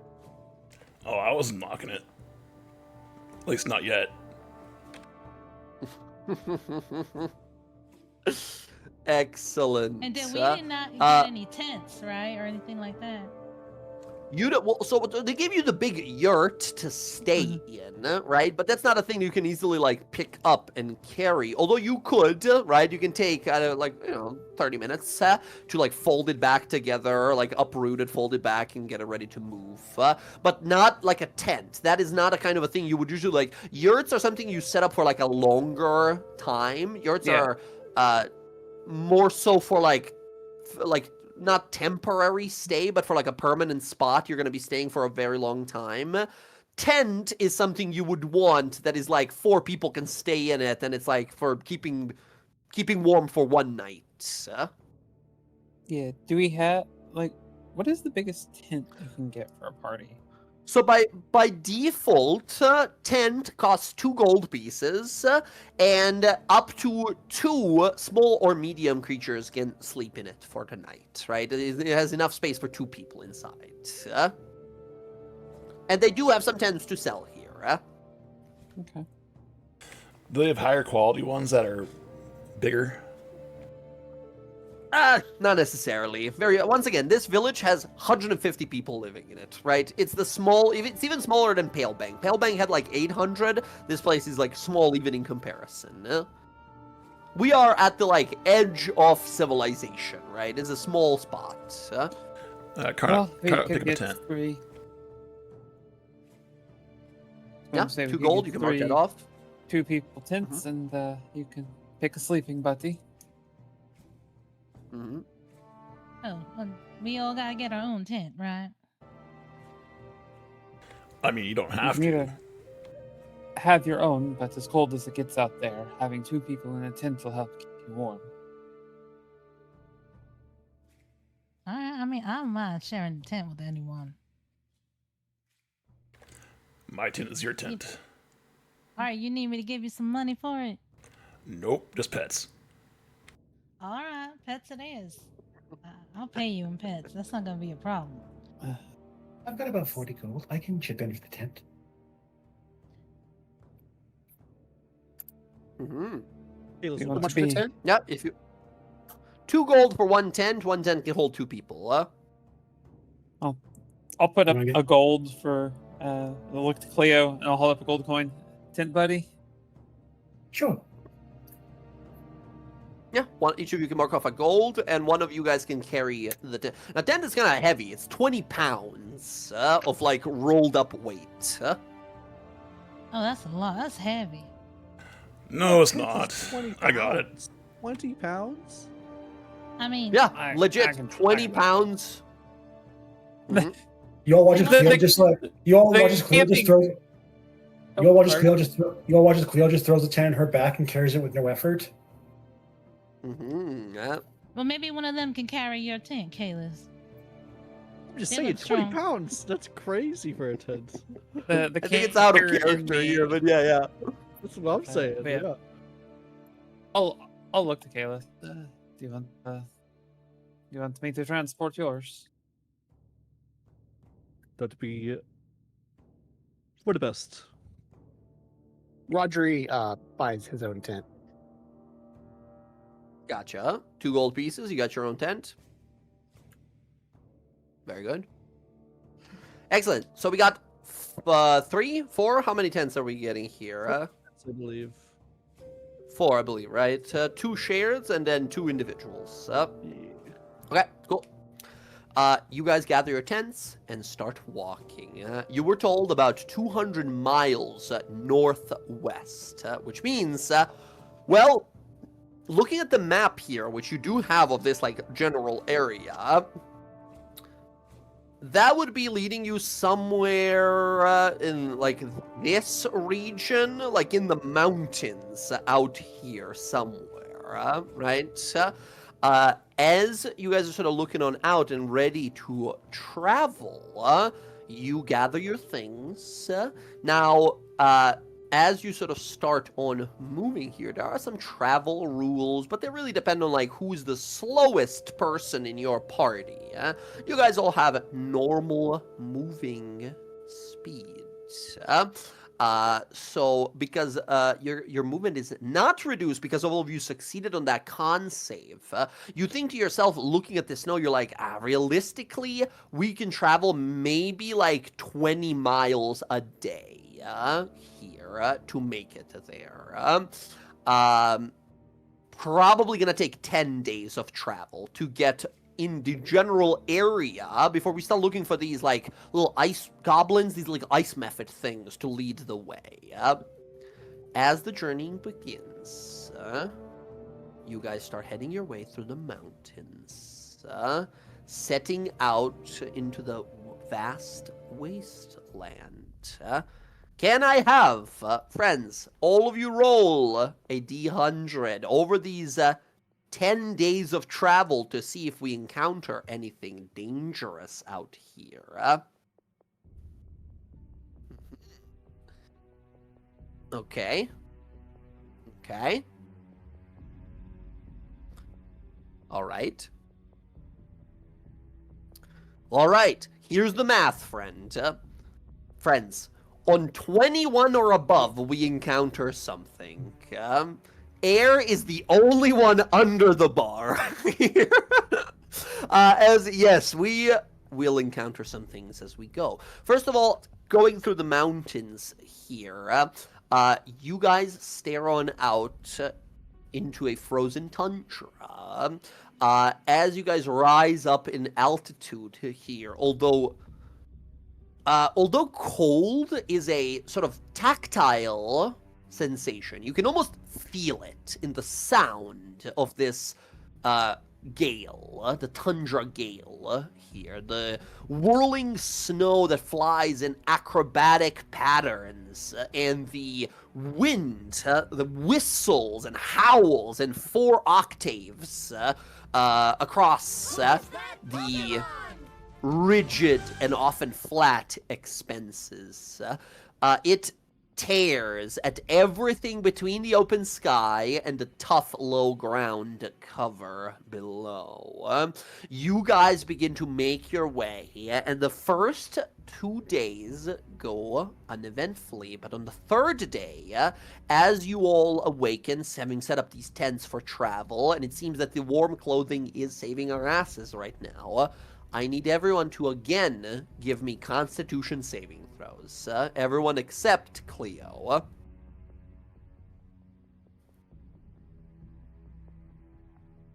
Do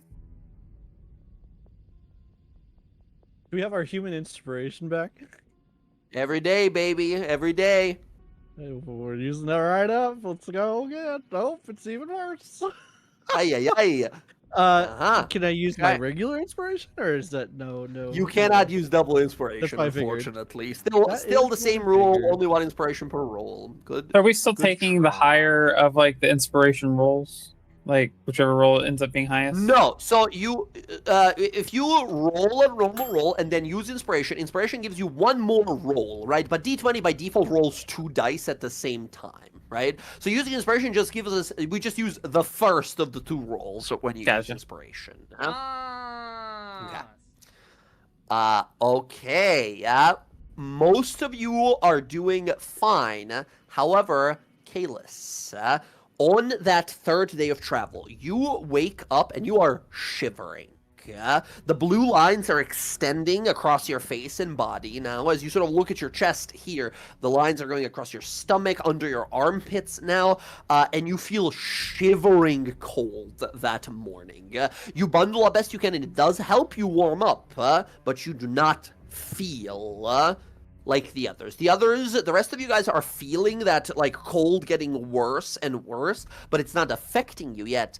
Kalis, here, you are definitely affected. Zach, mechanically, you are at the first phase of dying to frigid woe. What that means is currently in phase 1, your movement speed is reduced by 5 feet. Say it one more time. It's reduced by what? Your movement speed is reduced by 5 feet. Oh, okay, not a big deal. I think I'm still faster than most people. You feel horribly cold, and you feel in every movement that, like, your bones are shivering and such.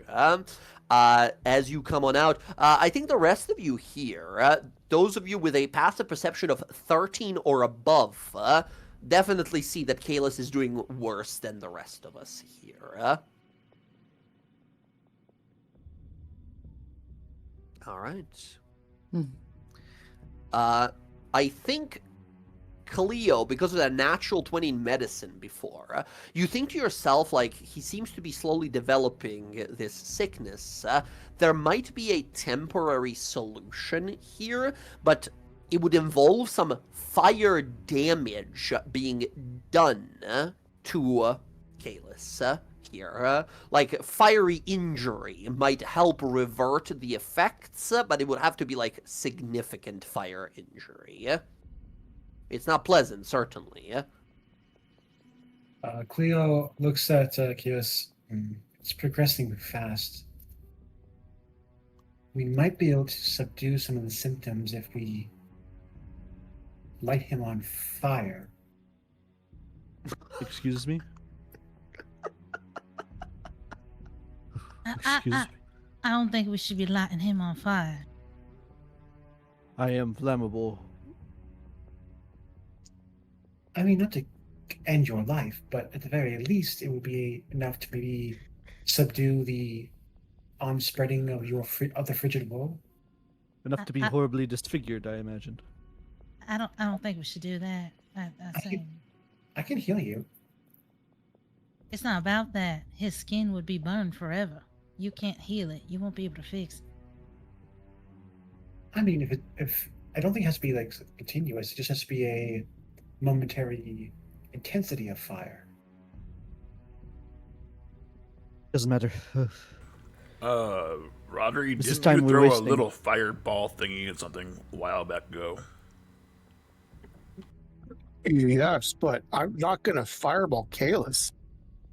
Kalis just like chucks up like his pack and his like bundles into his coat, and he just starts walking. But where you Yeah, going? yeah. We got to move now more than ever. Is he slowing down, or is he just? Not like probably you guys have all been walking at the same pace. Like, if we get into combat, you guys might see that he's moving a little slower than he did in the past fight or something. But walking-wise, he's moving, I think, still faster than most of you guys here. He seems to be quite an agile fellow. Kalis, did I upset you? No. We just need to go. Like I said. Okay.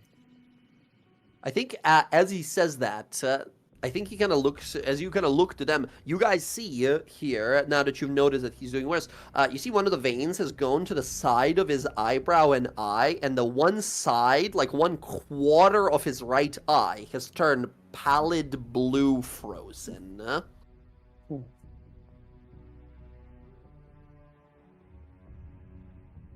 Because, yeah, urgency might be off the matter here. As you guys continue to walk. The following day, as you guys continue throughout the night, keep warming yourselves best you can. You have to stop every few hours for a short rest, sit down. Sometimes wind picks up so intensely that you simply cannot see anything in front of you. And you're sort of kind of anchored by the weather here. One of the days, as you guys are going by, and you find footprints in the snow of some sort of gigantic quadrupedal creatures with clawed feet that have gone through here, but the trail quickly disappears as the snow has already buried it. On the 5th day of travel, so about halfway done, as you guys are going, you see a well-traveled path, all kinds of manner of footprints in the snow, going through this long alley, or valley, I guess, a canyon of sorts. As you move on through, you see a frozen river slowly kind of going by, and as you're walking by the edge of the river, you see a little bridge up ahead. As your path takes you north, you guys kind of head over this bridge. But as you're about to cross this bridge, as you're almost at the edge of it, you begin to hear some sounds up ahead. You hear yelling and screaming, and then a death cry of someone whose sort of loud yelling and shouting is instantly cut short by a loud growl sound. As you guys see running towards you across this bridge and almost running into you as you guys are about to step onto it are 3 individuals. You see 3 elven, maybe half elven individuals who are run. One of them looks over their shoulder and a growling and leaping maybe 20 feet through the air, landing on this person and digging its massive clawed sort of pointed teeth into the neck before snapping it and ripping the head off this creature is a huge tiger creature with massive canines sticking well beyond the range of its jaw. As these people are, they're not wearing any uniforms. They seem to be sort of wild men, people who sort of survive out here in the wilds. They see you all and look frightened of you here, but are intending to run past you as behind them, lurking and prowling out of the snow before leaping out and growling at them as one of their friends is slain. 2 more saber-toothed tigers stare out at your group here now. They roar and immediately attack. I'm going to put you guys on a map. We have ourselves a combat. It's about time. I need a warm up. All of you should be on a map.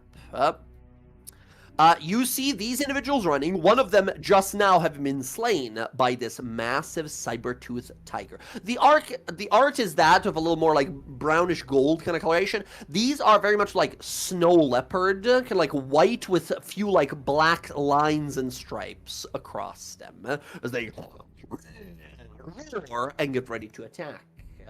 Friends, I need you all to roll initiative, please. Go ahead and before this combat begins... Huh? The map is so real. I know, that's what I thought as well. I was like, wow, this is like someone took a picture of like a bridge from above. But no, this is like all made in some sort of 3D engine or something. So it looks very 3D, unlike many of our previous maps. The footprints in the snow make it look very like realistic.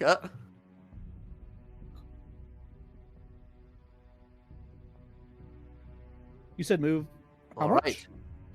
Initiatives for everyone, and go ahead and move yourselves up to your movement speed before combat begins.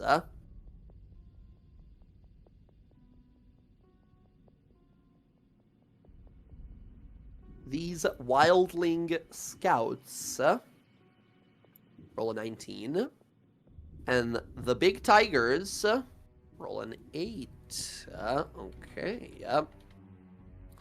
I just have to check something. Do they have anything else? Again, they change how initiative works in D&D. So some monsters have just generally better initiative than what Roll20 has set for them. Not these guys. They have a normal set here. Okay, initiatives are rolled. Everyone set yourselves, and as we see these beasts, these monsters of Isilka, which, by the way, saber-tooth tiger, gigantic beast, larger than a horse. These things prowl as quietly as an owl in the night, but are as vast and physically powerful as a lion or a horse would be. The jaw agape, the fur and of the tiger's chin is sort of wet and spiked with slaver and slobber. Its shoulders bob as it paces forward as they roar and then get ready to attack. As you guys get ready to fight them here, that's where we're going to end the session for tonight here, friends. Very good, very good. As everyone gets into battle formations, now these wildling scouts here, they're not wildlings for Game of Thrones, they're just wild folk they're called, but my brain is wired different. These wild folk scouts here are trying to get away, and they see you guys rushing, and they don't necessarily assume that you're here to help them. They don't know you guys. You're just rushing towards them with weapons drawn, so there might be a sort of persuasion roll included in this. Not that they're looking to fight, they look like they're looking to just run and leave this fight for, like, you guys to handle if you want to, right? They're just looking to run away. But we'll deal with that and more next time, friends. As thank you all very much for gaming tonight. Great rolling, great stuff as always. Love the RP, the sort of little interactions between the characters here. Very, very fun. Love seeing these characters interact here. As now, more than ever, we must find that cure. Excellent, excellent. Thank you all, everyone. GG's from me. Stay safe. Take care of yourselves out there. Take care of yourselves and your families. And are we all good for next Sunday? I'm good. Oh, yeah. Next Sunday. Let's check. I don't know if you'll Let have us anything see. planned on this day or not. Yeah, I don't know yet. I should know by the Thursday. So, I should be good. Funny enough, it seems that it's some specific days. On Wednesdays and Thursdays, my internet is god-awful ass. And then, usually, Sunday, Monday, I'm doing great. Which was really unfortunate for yesterday. Once again, I apologize for that. I was literally just... Huh? I was gonna say, so we move Thursday to Monday? I can do Mondays. I got like actual work then and stuff. But I do apologize for this. I'm so sorry for the inconvenience, you guys. I was literally sitting there. I was like, come on, come on, come on. It came on and off like 2-3 different times through the 2 hours. And after like hour and a half, I was like, well, it's super fucking late now. I'm getting real tired because I'm not...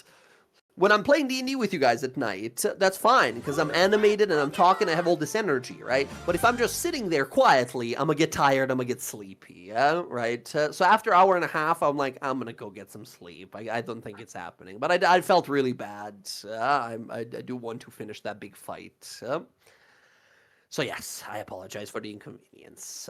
However, it won't happen again. Guaranteed. God damn it! You said.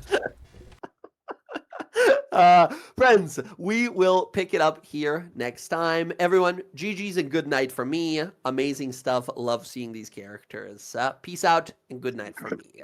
Bye, everyone. Good night. Have a good night. Night, guys. Bye. Bye. Good night, everyone. Night. Later. Later. Oh, Will, before you leave. Hmm?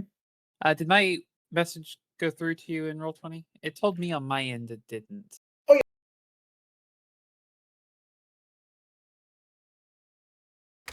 Okay, everyone, that was our Graying Wildlands session number 3. Hopefully, we'll be back Thursday for the big fight for our Wild Mount campaign, and back Sunday again for the next one of this session. Fight some saber-tooth tigers. I'm looking forward to it. A lot of fun today, getting some character interactions going. Yeah, it was badass. All right. You all have a lovely night, have a lovely weekend, and we'll see you next time. Have a good night.